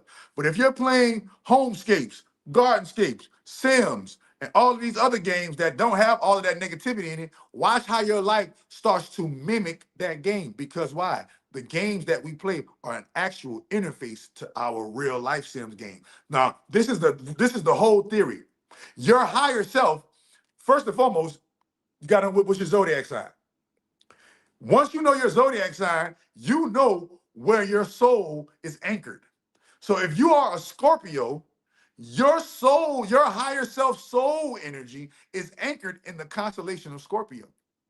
If you are a Aries, your higher self soul anchor is in the constellation of Aries. If you are a Cancer, go look at the constellation of Cancer. Right now, we're gonna look at the constellation of Cancer. You know why? My daughter a Cancer, and one of my besties is a Cancer, right? So I'm about to show you real quick.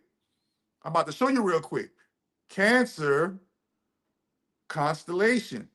And the reason why they hit you with the flat earth, because they don't want you to believe in what's really out there. If you believe in flat earth, then you don't believe that the constellation of Cancer is real, and therefore you cut ties with your higher self soul anchor. Wait a minute.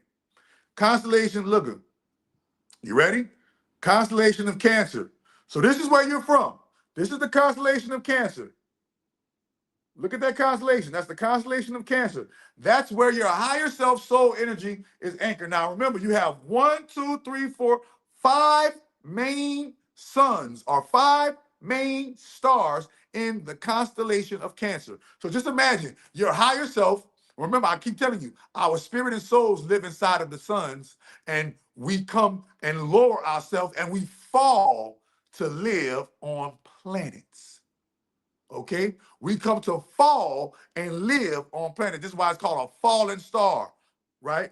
Or a shooting star or a fallen angel. We literally come and we fall and we come to live on planets. So what happens is your higher self is in one of the stars of the constellation of Cancer.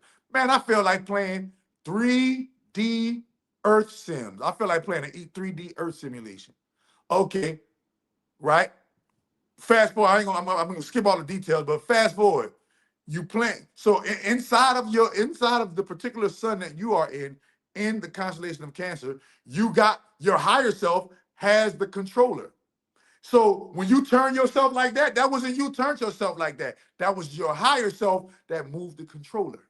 When you blink in your eye and when you doing all of this automatic stuff, why you think you gotta go to sleep on sleep mode? Because that was your higher self putting the game down. Why you think you take a nap? Your higher self put the controller down. But guess what happens? You ever met one of them gamers and they be on the game all day? That look, you be wondering why the nigga be up all night, up all day, because his higher self just playing the game all day and all night. You wonder why this nigga always sleepy. Always, man, what is this nigga got sleep apnea? He'll just fall asleep right now. Why? Because his higher self be putting the controller down to go get something to drink. Higher self be putting the controller down to go to work. Higher self be doing all kind of shit, putting the controller down.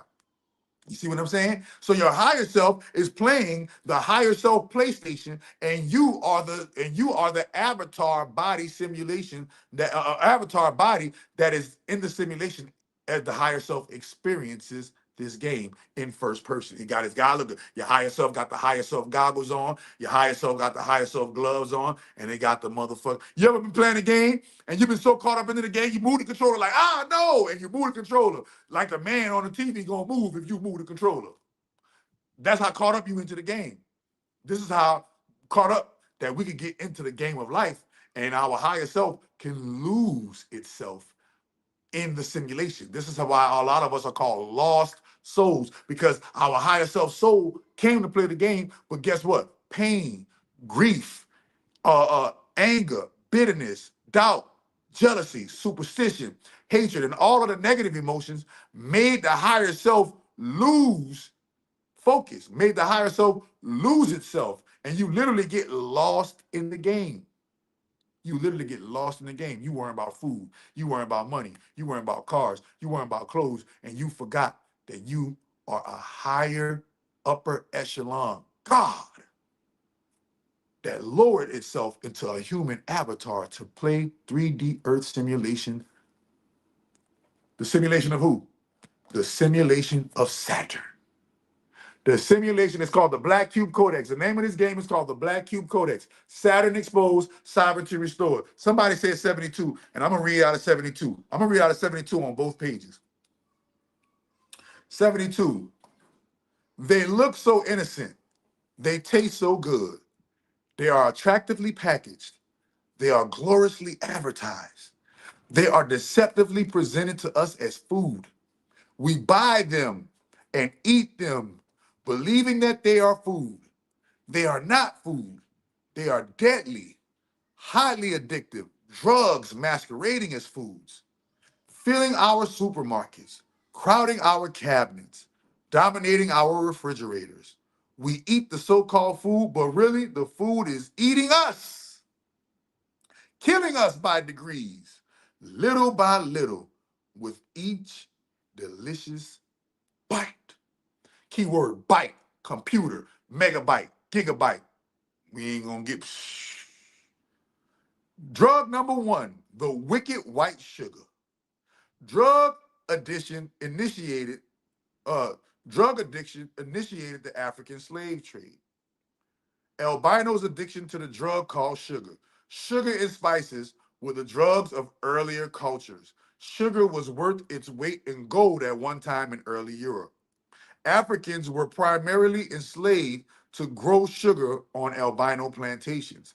Albinos are still addicted to sugar, and and African Americans are equally addicted to the same sugar that their great grandparents were brutally enslaved to grow to satisfy the albino demand and addiction for it.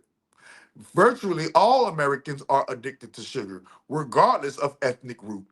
In fact, this pathological condition hold on, sorry. In fact, this pathological condition is global. White sugar is the world's number one drug addiction. White sugar is a legal drug, hence is poison. White sugar is as addictive as nicotine and heroin, and as poisonous, responsible for plagues ranging from depression to coronary thrombosis to diabetes. White sugar penetrates through the walls of your stomach and small intestines without being digested, giving you a quick high followed by a later crash. That's why when you eat food, it feels good, your dopamine, and then after you feel sleepy, like, I gotta go to sleep, right?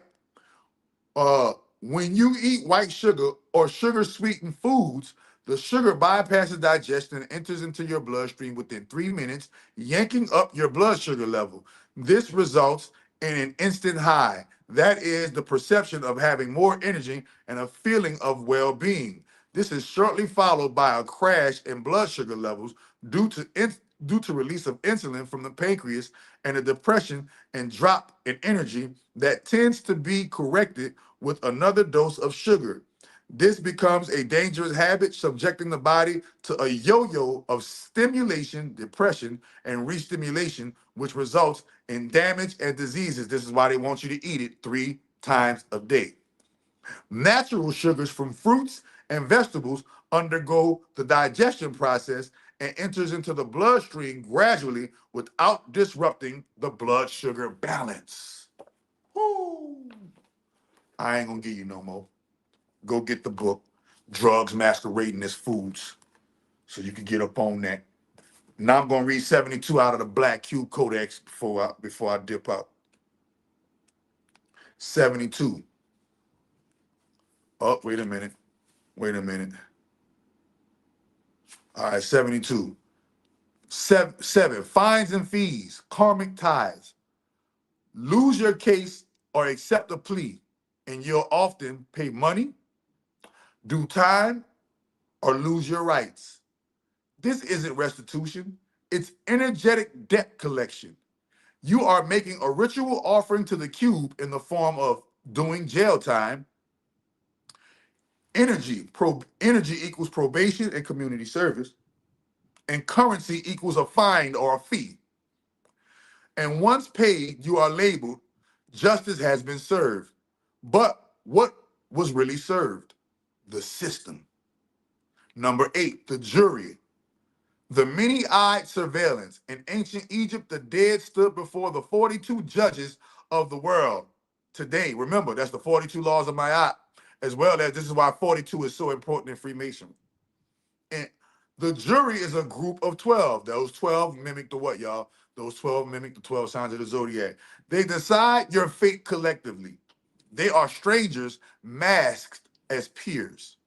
Their gaze equals energetic consensus spell. This is not community justice. This is not community justice. It's the many-eyed versions of Saturn's singular judgment. Your soul is judged not by truth, the truth of what, y'all? The truth of Mayat, but by how well it fits the system script. Number 9, the gavel drop is the ritual sealing. The gavel drop. When the judge drops the gavel, the spell is complete. The judgment is declared. The ritual is sealed with sound. This echoes into the temple. This echoes what? Temple bells, Masonic mallets, occult symbols of as above, so below. It's not about noise. It's about vibrational authority. One knock to end the ritual, one sound to finalize the karma. Number 10, the true judge is not in black.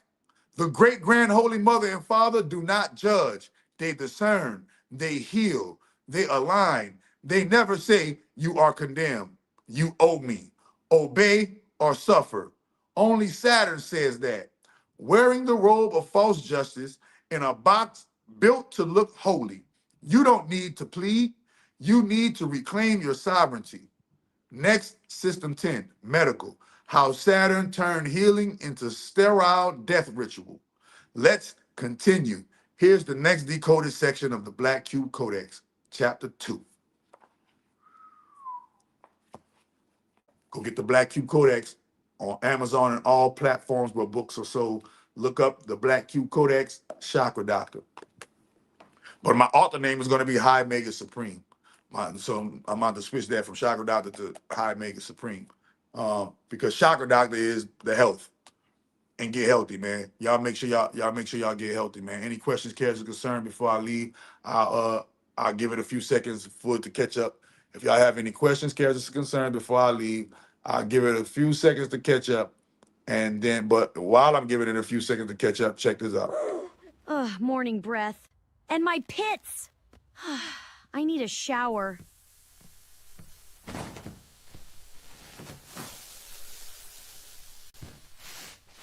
I've tried everything and nothing is working.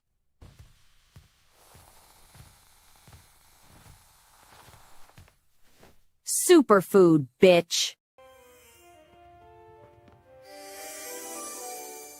Now that's more like it. That's more like it.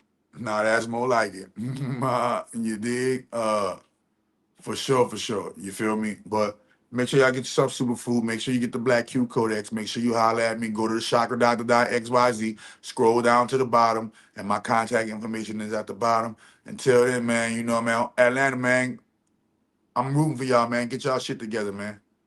Become the city of the players, ballers, and shot callers again, man. Uh, become the city of the players, ballers, and shot callers, man. You feel what I'm saying? A lot of black wealth out here in Atlanta, bro, and it's enough for everybody to go around, man. Stop being humbuggers about the situation. Get up off you. Do like Outkast says. You need to get up, get out, and get something. Don't let the days of it. I don't know if that was Outkast, but it sounded like Outkast. You know what I'm saying? Because you and I got to do for you and I. You feel me? Somebody say, wait, what's going on? You have a question. It's naturally Tasha. What's going on? It's naturally Tasha. You have a question? Put it in the put it in the comment section. If you got a question, put it in the comment section. You feel me?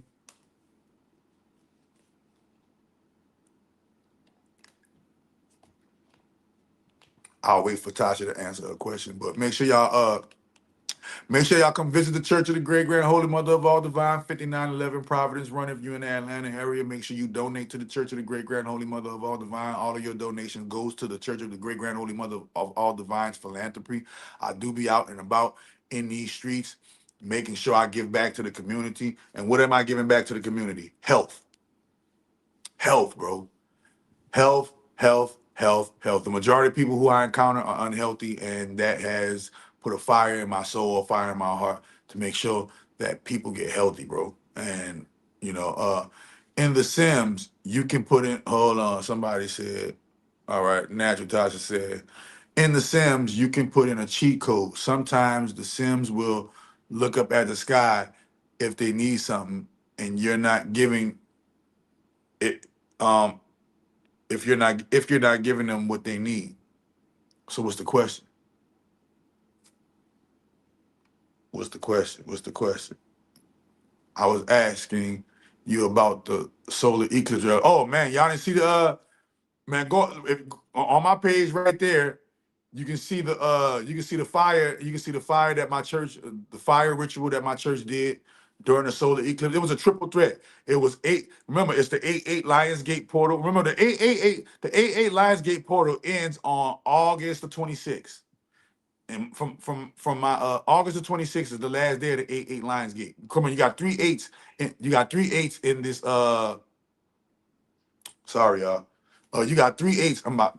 Oh, my shit about to go out. You got three eights in this month. You had 8-8. Remember, so this is the 8th month, August, right? You have so 8 months is August. Then you had 8-8, so that's 888, right? But then August the 17th is another 888, right? Because remember, because you're in the year 26. So the first eight, so August 8 was 4 8s. The 8th month, the 8th day, right? The 8th month, no, 3 8. Sorry, the 8th month, the 8th day, and 2026, 8th year. The year, 8 year. Then August 17th will be the 8th month.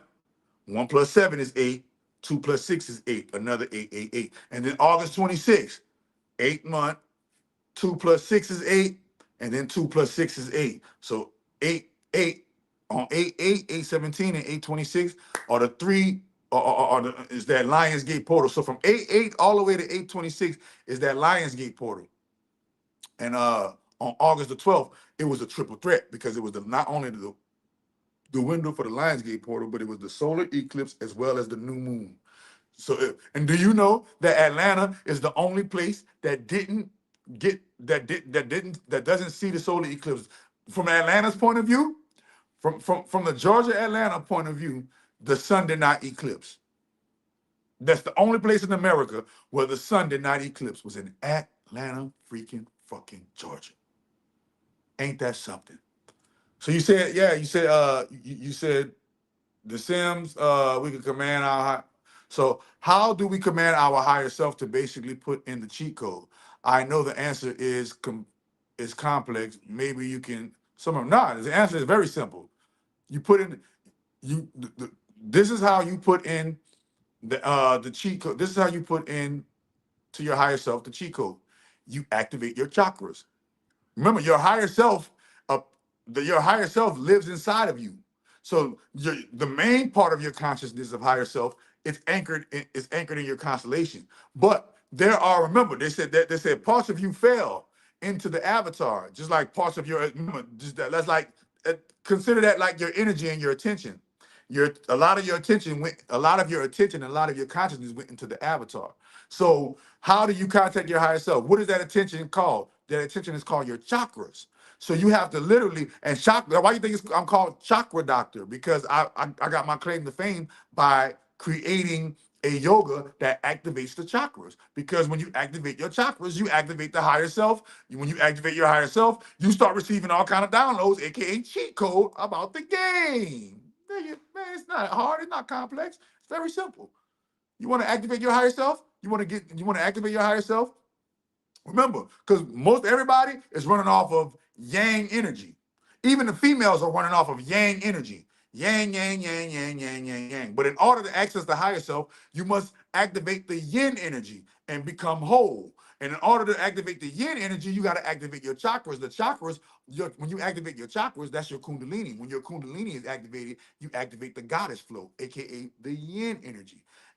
But most dudes who activate the yin energy, they all start be acting like they females or something. It's like it's like it's crazy or something. I activated my yin energy and it turned me more masculine.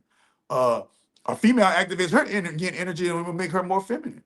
But the key to activating your higher self, your higher light body, is through activating your chakras. No, literally, physically activating your chakras. I have a go go on my videos. There is a FCA yoga tutorial on how to act. Matter of fact, I'm gonna do a new FCA yoga. We're gonna do a new FCA yoga, and I'm gonna release that, and that's gonna teach you how to activate your chakras for free. And when you activate your chakras, you activate your light body. When you activate your light body, that's your higher self. And your higher self has all of the cheat codes already. Your higher self has all of the cheat codes because your higher self is at one with nature. Your higher self is at one with the great mother. Your higher self is at one with the goddess. Your higher self is at one with all. The all within one and the one within all. But they've tricked us and fooled us out of our higher self into only following the yang energy. I got to chase, chase, chase, chase, chase, chase, chase. And they don't understand. We don't understand how to attract. And the yin energy is attract.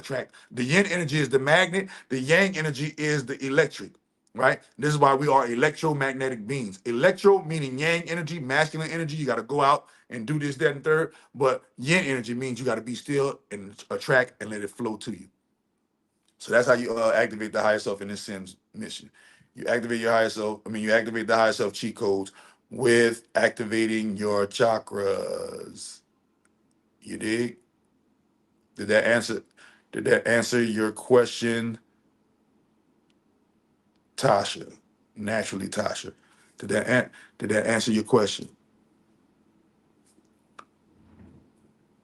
How long do you take the superfood? And so, Cancer 2378. If you go on the website, they got 3 ways. You got 3 ways you take the superfood oil and tea, right? It depends on what goal you're trying to accomplish. So if you're trying to just maintain health and prevent yourself from ever getting sick, that's the superfood oil and tea morning regimen, right? Every morning on an empty stomach, take you some superfood oil and tea, and you'll never get sick again. You'll maintain your level of health, and your energy levels will rise, and you will overall be happy. And just healthy, just happy and healthy. Then you have the 3-day reset, where you take the superfood oil and tea in 3-day intervals to reset your body and flush out the toxins and reset your body. And that's for people who are who got ailments that they can recover from. That you really don't got to go to the hospital for it. You just take you some superfood oil and tea, and you'll recover from it. And then you got the third way, which is the 1-day flush. And I recommend that for people who are trying to get rid of big big shit. But the 1 day flush is not just 1 day. You got the 30 day. You got the 30 day package for those who are suffering from incurable diseases. You got the 30 day package for the 3 day reset for those who are suffering from curable diseases, and then you got the 30 day. You got the 30 day morning regimen package for those who are just trying to maintain health. So it just depends on what you're trying to do. Me, I take it every day just to prevent anything. And just to make sure that I keep this high level of health, because I got a lot going on and I need a lot of energy, and superfood oil and tea provides a lot of energy. I hope you do a lot about I hope you do a live about the solar eclipse. Like I told you before, if you go right here on my I did do one. If you go right here on my channel, wait a minute, let me view channel, let me go to videos. If you go to videos, you'll see the official coming out of my church, the Church of the Great Grand Holy Mother of All Divine. It's 6 minutes and 38 seconds. Here it goes. It says, it's the first video on the videos tab on my channel. And it shows me right here. It shows me and the crew right here. I come to you in the back of the church doing the ritual for the solar eclipse, the new moon, 8-8 Lionsgate. The next 8-8 Lionsgate big portal will be on Monday, 8/17/26. 8 is the eighth month. 17, 1 plus 7 is 8. 26, 2 plus 6 is 8. 8 will be on the 17th. Then the next one after that will be 8/26/26. 2 plus 6 is 8. 2 plus 6 is 8. 8 month. And then after that, you gotta wait till what is that? 7. The 9/9 portal. You got a 9/9 portal. That'd be September 9th. That'd be September 9th. September the let me see. September 9th. Ooh, wait a minute. September 9th to September 18th. September 9th and September 18th is the 9/9 portals.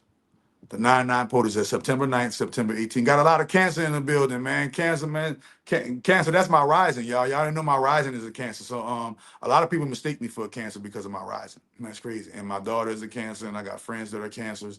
That's crazy. A lot of Cancer energy in this building, baby. And guess what? I cure cancer, real cancer in real life. Allegedly, algorithm, allegedly. I just subscribed to your YouTube channel. Appreciate that. OG Circle Game, I remember you, but I don't remember you. You got to make me remember you, man. I remember your name, OG Circle Game. I'm Cancer 717. My friend, he's Cancer 716. And my daughter is Cancer 7-2. 7-2. You feel me? Yeah, man. Cancer is cardinal. So I remember Cancer is the moon. Cancer is half of the equation of the Saturn moon matrix. Cancer is also one of the pillars of Freemasonry. You got two pillars in Freemasonry, Cancer and Capricorn. So Cancer is a pillar in Freemasonry. And remember, they got two tropics. They got the Tropic of Cancer and the Tropic of Capricorn, right? So the Saturn moon matrix is Saturn and Cancer. Saturn and Cancer is the Saturn moon matrix. So you got to understand that in order as a Cancer to truly rise and ascend, you got to beat the chains that Saturn has on you, because Saturn has control of your landlord, and your landlord is the moon. Your landlord is the moon. So Saturn has control of your landlord. You got to break free of the chains that Saturn has over your energetic state by transcending the downfalls of the Cancer sign. And one of the downfalls of the Cancer sign is emotional. Y'all get emotional. Y'all go with y'all feelings before y'all go with y'all logic, and it fucks y'all up every time. So you got to learn how to center yourself, activate your chakras, and defeat that. You feel what I'm saying? Facts. Somebody said facts. My evil self, I gotta whoop him. Yeah, the evil self of Cancer is controlled by Saturn. That's why Cancer has an evil self. Evil Cancer. Remember, the moon in and of itself is a peaceful landlord.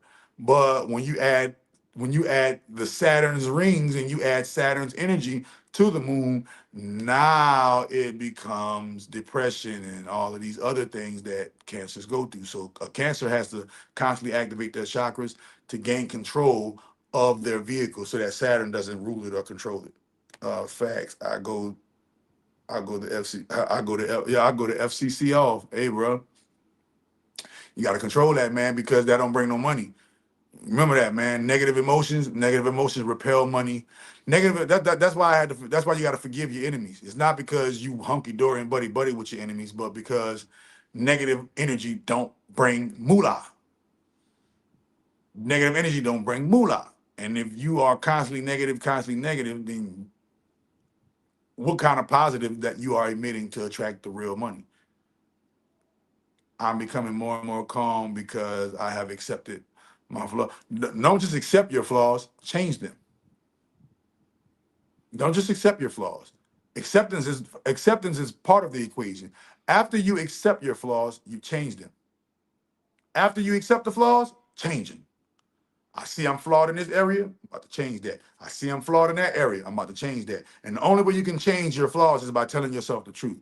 Facts. I truly overstand the Hulk. He's a cancer, right? Right? Bruce Banner, right? Bruce Banner. Yep. So cancer got to look in the mirror and say, I got to stop doing this. I got to stop doing that. And I got to make a conscious effort to stop doing it, or it's going to keep doing me, right? It's going to keep doing me. But once you do that, you beat the Saturn moon matrix. And now you become a what? An actual cancer. You become an actual cancer to the diseases. Remember, think about it. It's the reason why they call disease cancer. It's the reason why cancer kills the human body. You can be a cancer unto yourself, or you can be a cancer unto the enemy. You feel me? Where you need more what? I need more. Hey, bruh. Hey, bruh. The cow jumped over the moon. Remember that? Hey, remember that? Remember McDonald's mascot used to be the Moon Man that played the piano? It's all man. Listen, the moon has so much control over our emotions. Why you think it's it's 25% of who you are in astrology? 75% of who you are in astrology is your sun sign. Your sun sign is 25%. Your moon sign is 25%. And your rising sign is 25%. And all of the other signs hold a 2% value in your natal chart. You feel me? Uh, is talking in your sleep bad? It depends on what you're saying in your sleep. If you're saying negative things in your sleep, hell yeah, that's bad. If you're saying in your sleep, I hate you, I hope you die, nigga, in your sleep. Oh, wait. You know how you reprogram your sleep? You gotta start listening to affirmations in your sleep. If you don't like, and if affirmations bother you to listen to you in your sleep, that shows you the toxicity and discrepancy that you got inside of yourself, where you can't stand to hear positive things in your sleep. But if you wanna is talking in your sleep bad? Not necessarily, especially if you're talking something positive. I laugh in my sleep a lot. Every female I ever had always talk about what you was laughing about. What you mean? You was in your sleep laughing. I be having fun when I'm in my sleep, man. Shit, nigga, I be having fun in my little. I be having fun when I go back to my little higher self world, nigga. You feel me? Family, we gonna chop it up. Yeah, man. Hit me up hit me up, and we'll chop it up, y'all. But yeah, man, y'all gotta defeat. So these are the main things in your sign you gotta defeat. Every sign comes with positives and every sign comes with negatives, no matter what sign you are. Okay. So, for instance, we're talking about Cancer. We're gonna stick to Cancer. Cancer, you are a cardinal sign. Therefore, you got to defeat all of the pitfalls of cardinal. But how do you defeat the pitfalls of cardinal? By relying on the strengths of cardinal signs, right? So what is the cardinal sign strengths? versus a cardinal sign's weaknesses. You're going to take your cardinal sign strengths and you're going to overpower your cardinal sign weaknesses with your cardinal sign strengths, right? So that's number one. You're a cardinal sign, right? But then you are the moon. The moon is your landlord, right? So what are the positive strengths of your moon of the moon versus the negative weaknesses of the moon? You're going to take all of your positive strengths of the moon and you're going to overpower the weaknesses with the strengths and literally transmute those weaknesses into strengths, right? Right? You also as a Cancer, you also uh have, so wait a minute. Your key to the house of Cancer is what? I feel. So the key to the house of Cancer is I feel. So what are the pitfalls that come with feelings? You got to take all of your positive feelings and overpower them with your negative weak feelings. And it's easy to get, Cancer gets easily offended. You got to stop being so easily offended in order to do that, Cancer. You can't think everybody is trying to and even if they are, you can't think that in order for you to be a successful Cancer. You feel what I'm saying? So you got to make sure that you start reprogramming your mind. And when you reprogram your mind, your emotions are going to follow. But it's going to take some crying. It might take some crying. It might take some, some release to do that, right? Crab. The crab is your mascot, Cancer. So, what are the positive aspects of the crab? You're going to take the positive aspects and transmute your negative aspects with those positives. What else? The element of Cancer is water. So, what are the positive? One of the main negatives of one of the main negative that all water signs go through, no matter what water sign you are, including Cancer, is being wishy-washy. Tide, water. Water takes the shape on anything that it. Water takes the shape of anything that it that it take. Water takes on the shape of anything that contains it or anything that it comes upon. Right. So you have to learn how to flow like water and not be offended by the shapes that you take on when you're taking them on at that particular time. Yeah, you don't offend easily, but you don't trust nothing. The reason why you don't trust nothing because you get offended. The reason why you don't trust nothing because you get offended easily. So in order for you to not get offended easily, you don't trust nothing. That's the root cause. That's the root cause. You see what I'm saying? You gotta understand why you don't trust nothing. You don't trust nothing because you don't want nobody to offend you easily. So therefore, so I don't get in, so a motherfucker don't offend me, so a motherfucker don't get on my nerves, so a motherfucker don't do this, let me not trust nothing. And when I don't trust nothing, I'm not gonna get offended. Why? Because I don't trust you anyway. But trust, think about it. Trust is a form of currency. Remember that. Trust is a form of currency. If you got to trust in the bank, that's money.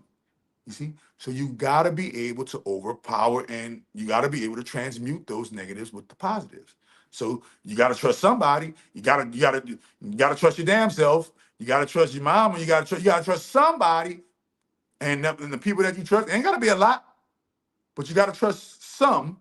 And those some that you trust have proven and earned and got and earned your trust. And you let the people who you trust do what they do to improve your life positively, like you doing for their life positively, and it works as a balance. You see what I'm saying? So as a Cancer, what else? What else I'm missing? I'm missing. You did what I did. I did. Yeah, I did all your keys. I did all your keys. Right. So these are all the positive and negatives of Cancer that one must defeat in order to become a true Cancer. And a true Cancer is what, y'all? A true Cancer is a killer. People die from cancer. When a true Cancer comes into their power, unaliving, the enemies begin to just drop dead gorgeous. The enemies begin to drop dead gorgeous. Why? Because they got cancer. But let's break down the word cancer. I can, sir. Yes, I can, sir. Sir, yes, I can. Can, sir. Ooh.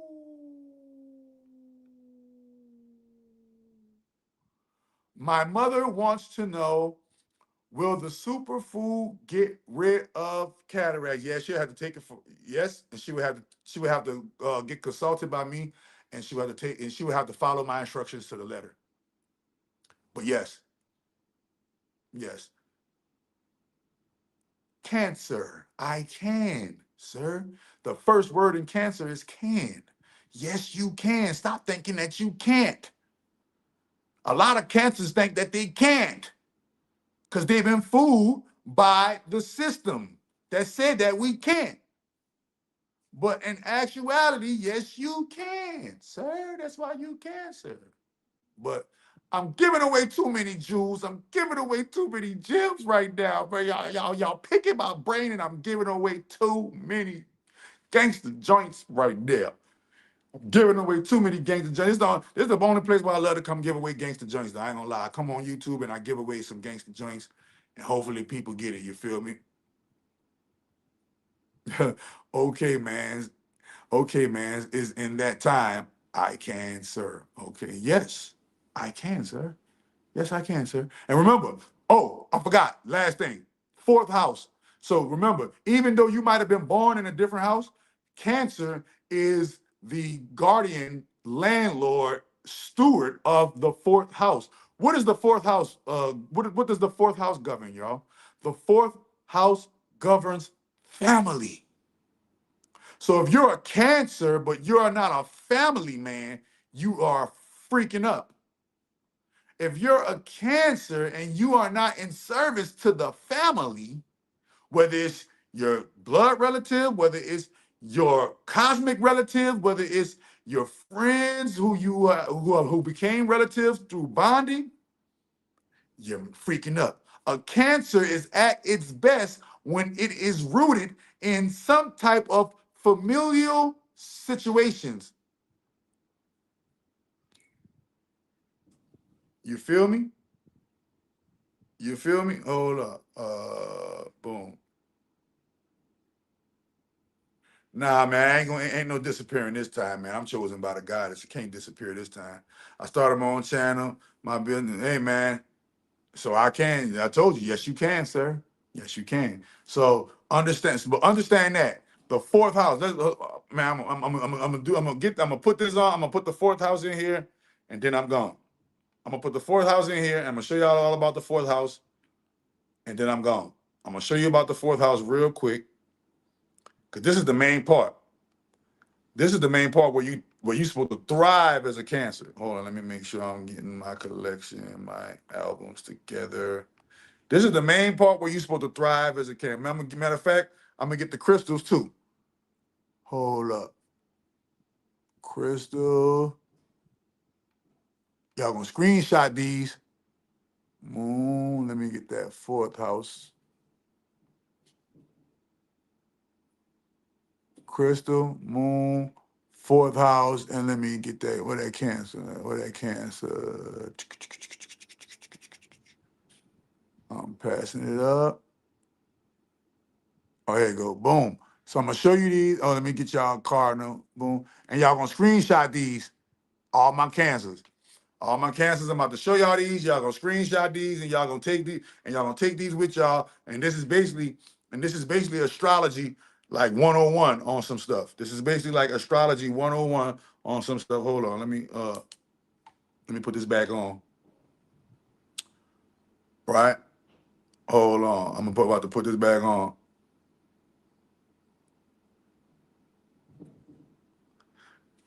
Somebody said, how powerful is Charleston White, do you think?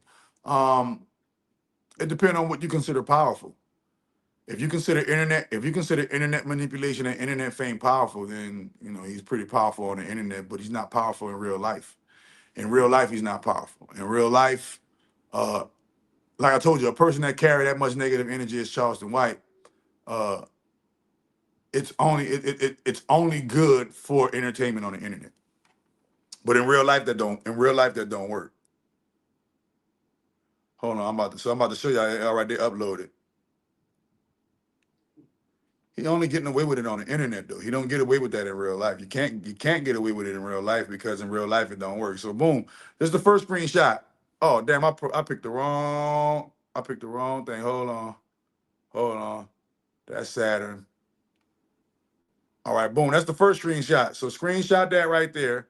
That's cardinal. Wait a minute. Let me take this down. Let me take this down. I'm about to take this down. Take y'all to school real quick. So Cancer, you're a cardinal sign. There are 4 cardinal signs, but take your screenshot of that. You're a part of the cardinal group. There are 4 cardinal signs. Aries, Libra, Cancer, and Capricorn are the cardinal signs. Okay? Aries, Libra, Cancer, and Capricorn are the cardinal signs. So take a screenshot of that, and these are all the strengths and weaknesses that come with cardinal signs. So take a screenshot of that. I'll give you 5, 4, 3, 2, 1, and I'm going to the next thing, right? I'm going to the next thing. Boom. Hold on, let me get rid of this. This is not. Let me get rid of that. Because that's for Gemini and them. Who is this? All right, boom, Cancer. Screenshot this. Your symbol is the crab. Your landlord is the moon. Your house is the 4th house. Your element is water. You're a cardinal sign, and your key. And the key to your house is, they say feeling, but it's really I feel. Okay, so the key to your house is I feel. Take a screenshot of that so that you can understand yourself better as a Cancer. All right. Boom. Let me go to the next thing. 4th house. The 4th house represents the home environment, family life, and the father, or perhaps the same sex parent. Planets in the 4th house reflect your family orientation, an ability to dig into the past in order to discover the roots of your being and how your father or perhaps your mother was experienced by you. Okay? So a Cancer that isn't that don't got it going on in on the home front and the family front, because family is not just your blood relatives. Your family is the people who you love that treat you right and you treat them right and they love you and you love them back. You feel what I'm saying? So there goes. So take a screenshot of that. 4th house. That's the house of Cancer. The 4th house. All right. These are the crystals of Cancer. So if you're a Cancer, you might want to go to the crystal shop and get you some crystals, okay? Because these are the 6 crystals, or the 6 main crystals that improve the lives of Cancer. And you can see the different definitions next to the crystals. Take your screenshot of that. Take your screenshot of that so you can know the ins and outs of that and go handle that business. Delete. And then boom. Here goes your landlord. The moon is your landlord. So here go the keywords and associations, all of the positives and negatives that go with your landlord, the moon. So screenshot that, study that, and look at those keywords and associations and characteristics. The ones that don't apply, let them fly. But the ones that do, make sure that you transmute. If it's negative, transmute it into positive. If it's positive, keep working on that strength so that you can transmute your weak negatives into the positive. All right. All right, boom, shakalaka, and what's this right here? All right, I think I already added cardinal to the free. Yeah, I already added cardinal to. Already showed y'all what cardinal is. All right, so boom, there you go right there. And what I'll do is next time, I'll just do a whole run through of all of the signs. I'll just do a whole run through of all of the signs, and we'll just talk about that zodiac shit. Let me see let me see. Somebody say he always getting away with everything. Nah, man, he ain't getting away with nothing, man. Uh, he not getting away with nothing, man. Understand that it's all entertainment, bro. At the end of the day, he told y'all that it's an internet persona, and it's all entertainment. At the end of the day, it's all internet. Think about it. What does a net does? The internet was designed to capture attention. That's like any other net. When a fisherman casts his net, he's trying to catch fish. Well, when a person is on the internet and they're making videos and they're posting, they're trying to catch attention. Now, some of us get caught up into the negative side of the internet, and some of us are caught up into the positive side of the internet. When you're looking at Chakra Doctor, you're doing Chakra Doctor, it's the positive side of the internet, man. We are talking about the truth. Hey, I'm smiling and tingling. Hey, man, that's some chakras, bro.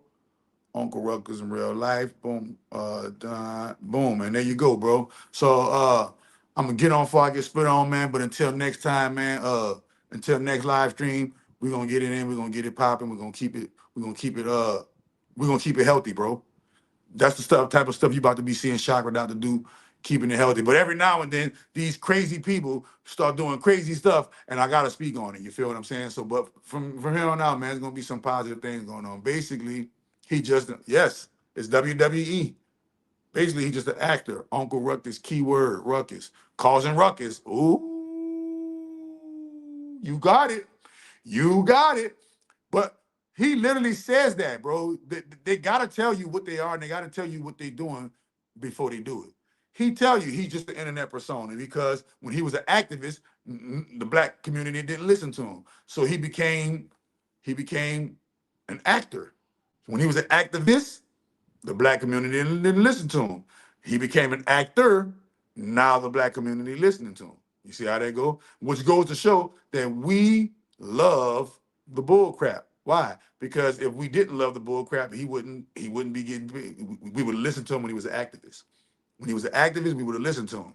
But we didn't listen to him when he was an activist trying to help black people. So now he became black people's enemy. Because the same old villain story. I tried to help y'all, but y'all wouldn't listen to that. Now I'm against y'all. The classic villain story. He tried to help black people. But if you really trying to help black people, you would have never came black people's villain. But because you're black people's villain, and you do it in the form of, hey, I'm gonna tell the truth on all the rappers. I'm gonna tell the truth on, but you don't tell the truth on none of these crackers though. You don't tell the truth. You love the cracker and you hate a nigga. That's what you do. You love the white people, and you show all the love to the white people, but you hate but you hate on the black people. And even though black people are messed up, and even though black people got a lot of messed up things, all ethnicities got messed up things. White people, Hispanic people, Asian people, Indian people, black people, we all got our particular thing that we're messed up at. So why are you zeroing and focusing on the messed up stuff in black people instead of, okay, I didn't use my platform and now I got a big platform. Now, why are you not doing the positive activism stuff? Why? Because you think we ain't gonna listen? Nah, we'll listen to you now. We done heard all of the Uncle Ruckus talk. Now it's time for you to pivot and get back into helping the black people. I'm not saying don't lose the Uncle Ruckus talk. I'm saying, hey, you do your Uncle Ruckus, but why you don't do your Uncle Ruckus to raise funds for the things that you was doing when we wasn't listening to you? Why you don't take and piggyback and leverage your fame into doing positive things for the community now? You started off trying to do positive things for the community. Now that you got the community's attention, you don't want to do positive things for the community anymore? Or all you want to do is spend all your money on strippers and females that, like all you want to do is act like you a young dude again? No, man, act your age. And if you are going to be a force to be reckoned with, because trust me, Charleston White, this Uncle Ruckus Act is only gonna last for so long. Eventually, people are gonna get tired of you being Uncle Ruckus. But what you can what is gonna make you stay alive is, you ready? If you take Uncle Ruckus and the Uncle Ruckus archetype and you use the Uncle Ruckus flow, you use the Uncle Ruckus talk to improve the state of black people by actually doing physical deeds. But them white folks done paid you off and you can't do that. You got to be an antagonist to black people, because if you do, they're going to young pharaoh you. They're going to young pharaoh you. I already seen you wearing the leopard print. I already seen you throwing the 6 over the eye. I already seen you doing all of the rituals. You was already, you talking about the gay stuff this and the gay stuff that. Let's tell the truth on you, Uncle Ruckus. You talking about the gay stuff this and the gay stuff that, but wasn't Aiden Ross playing with your ass? Wouldn't Aiden Ross playing with your booty, and you ain't do nothing when Aiden Ross played with your booty though? Aiden Ross told the world in front of the whole world he got in your booty. And you ain't do nothing. You stayed on stream. See, I can tell the real truth though.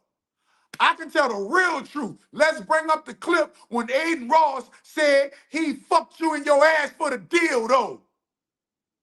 Let's play with the real truth, Charleston White. I remember when you was going through your rituals with Aiden Ross and they laid up there and they was playing punk games with you.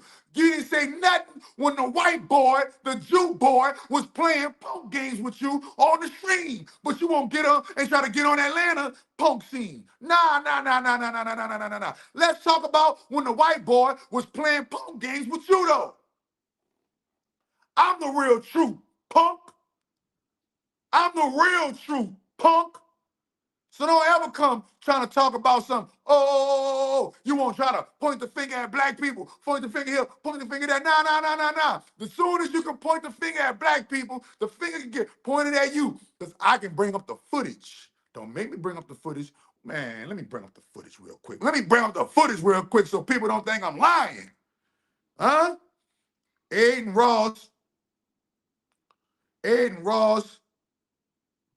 says he fucked Charleston White. And he was serious. He wasn't playing. He was playing punk games with you. He was playing punk games with you. Hold on, Charleston White. Hold up. Charleston White, look at here go one when you say you wanted to sell your soul. How can I sell my soul? I'm gonna sell out. Look, this him and Aiden Ross and Charleston White talking about he can sell his soul. He already sold his soul. You ready? Let's go. How can I sell my soul? I'm gonna sell out. I'm sick, man. You're gonna have to let me. Yo. I'll get you rich. You want to make some money? That was crazy. Why are you thinking about it? You can win other ways. Nah. How can I sell my soul? I'm gonna sell out. I'm sick, man. You're gonna have to let me. You're gonna have to let me F you. Wait a minute. Yeah. You pulled it to mother. I done caught on to your nephew. You got your motherfucking ass on sick, so you want to hang out. Hold on. I've seen it. Nobody's doing it. How do we get there? Let's do that. No. Hold on, let me. Some self-respect. You know what I'm saying? Now, look, man. I want to let everyone know in this room, you're all in this room for a reason. You're all amazing human beings, you know. Try. Got you, man. So you didn't pick these two girls up off the street corner? Hold on, man. I'm gonna find him. How can I sell my soul? I'm gonna. Hold on. I'm gonna find him. When he said he F Charleston White in the butt for the deal. So, first of all, It was on the boat.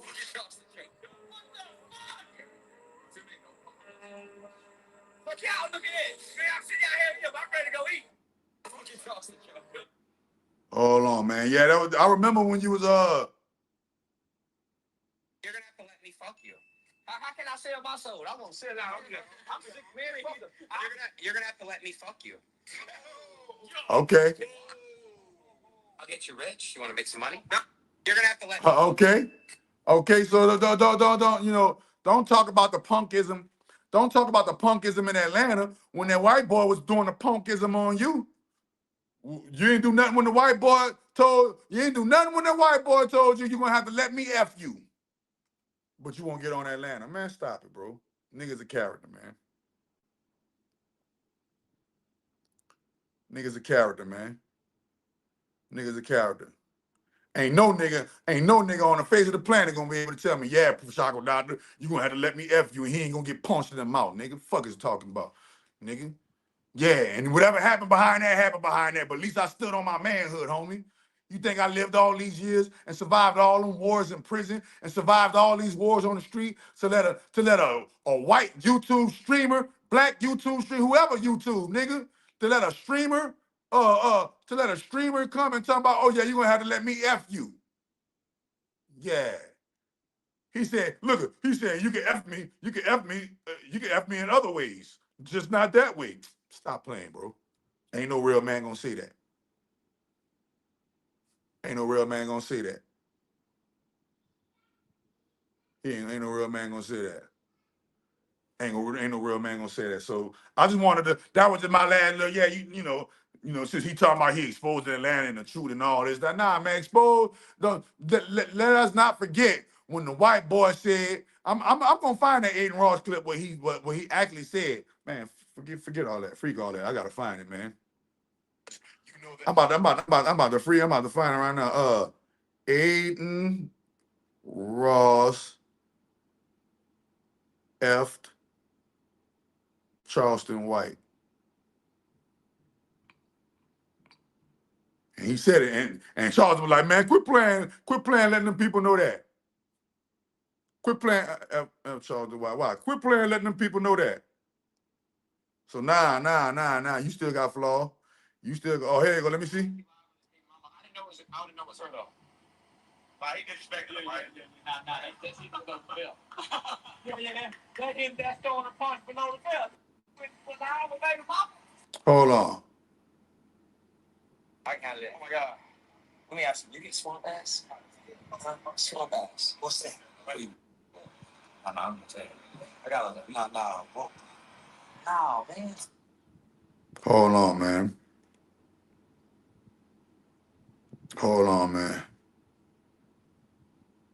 You telling me Aiden Ross told Charleston White, I can make you a superstar, But you gotta let me fuck you. but you got to let me fuck you. And he said, you just can't fuck me in the ass. Exactly. That's his word for word. Word for word. First time that Charleston met Aiden. Hold on, bro. They got one where he said, where they was I gotta find that. I'm gonna find that one where they was kicking it. And he actually said, Charleston let me F him. And Charleston was like, man, why you telling people that? Okay, good. Nah, you do fuck good, huh?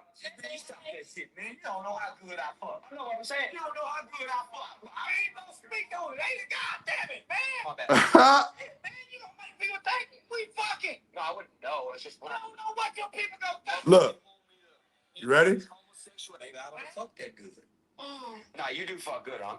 Stop that shit, man. You don't know how good I fuck. I know what I'm saying. You don't know how good I fuck. I ain't gonna speak on it. Ain't God damn it. Look. And then Charleston White said his own mouth that they wanted him to do some gay rituals. Ready? They want me to embrace homosexuality. Look, you ready? Put your own friends in jail.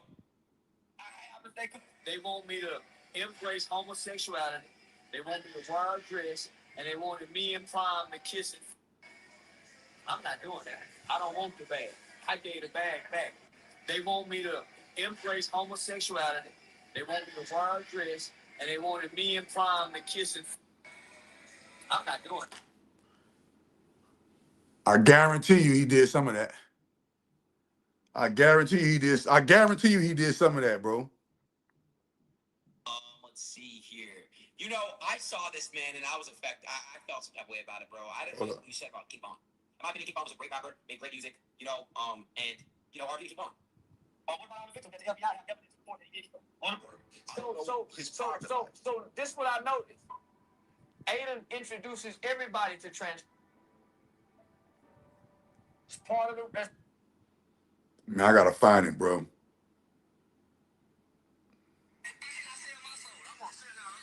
Dang. Man, I gotta find it, but he said it. Charleston White exposes Aiden Ross rituals and let me see. What he's so mad about me saying bad man keep it. Dang. I'ma find it though, bro. But he went through the little Aiden Ross ritual thing, you feel what I'm saying? I don't know how he ducked wearing the dress. I don't know how he ducked the little dress thing. I don't know how he ducked it and all that, but you ain't about to be, man, you kicking it with Aiden Ross and all them streamers, bro, man. You didn't ran through you probably. They done ran through you probably. He probably worked out a little deal where he could get F where they was able to screw him, but they wasn't able to he ain't had to do the public humiliation rituals. He had to probably do other kind of humiliation rituals. You feel me? Because he is a court jester. But I'm gonna get on before I get spit on, man. I'll talk to y'all later. Peace.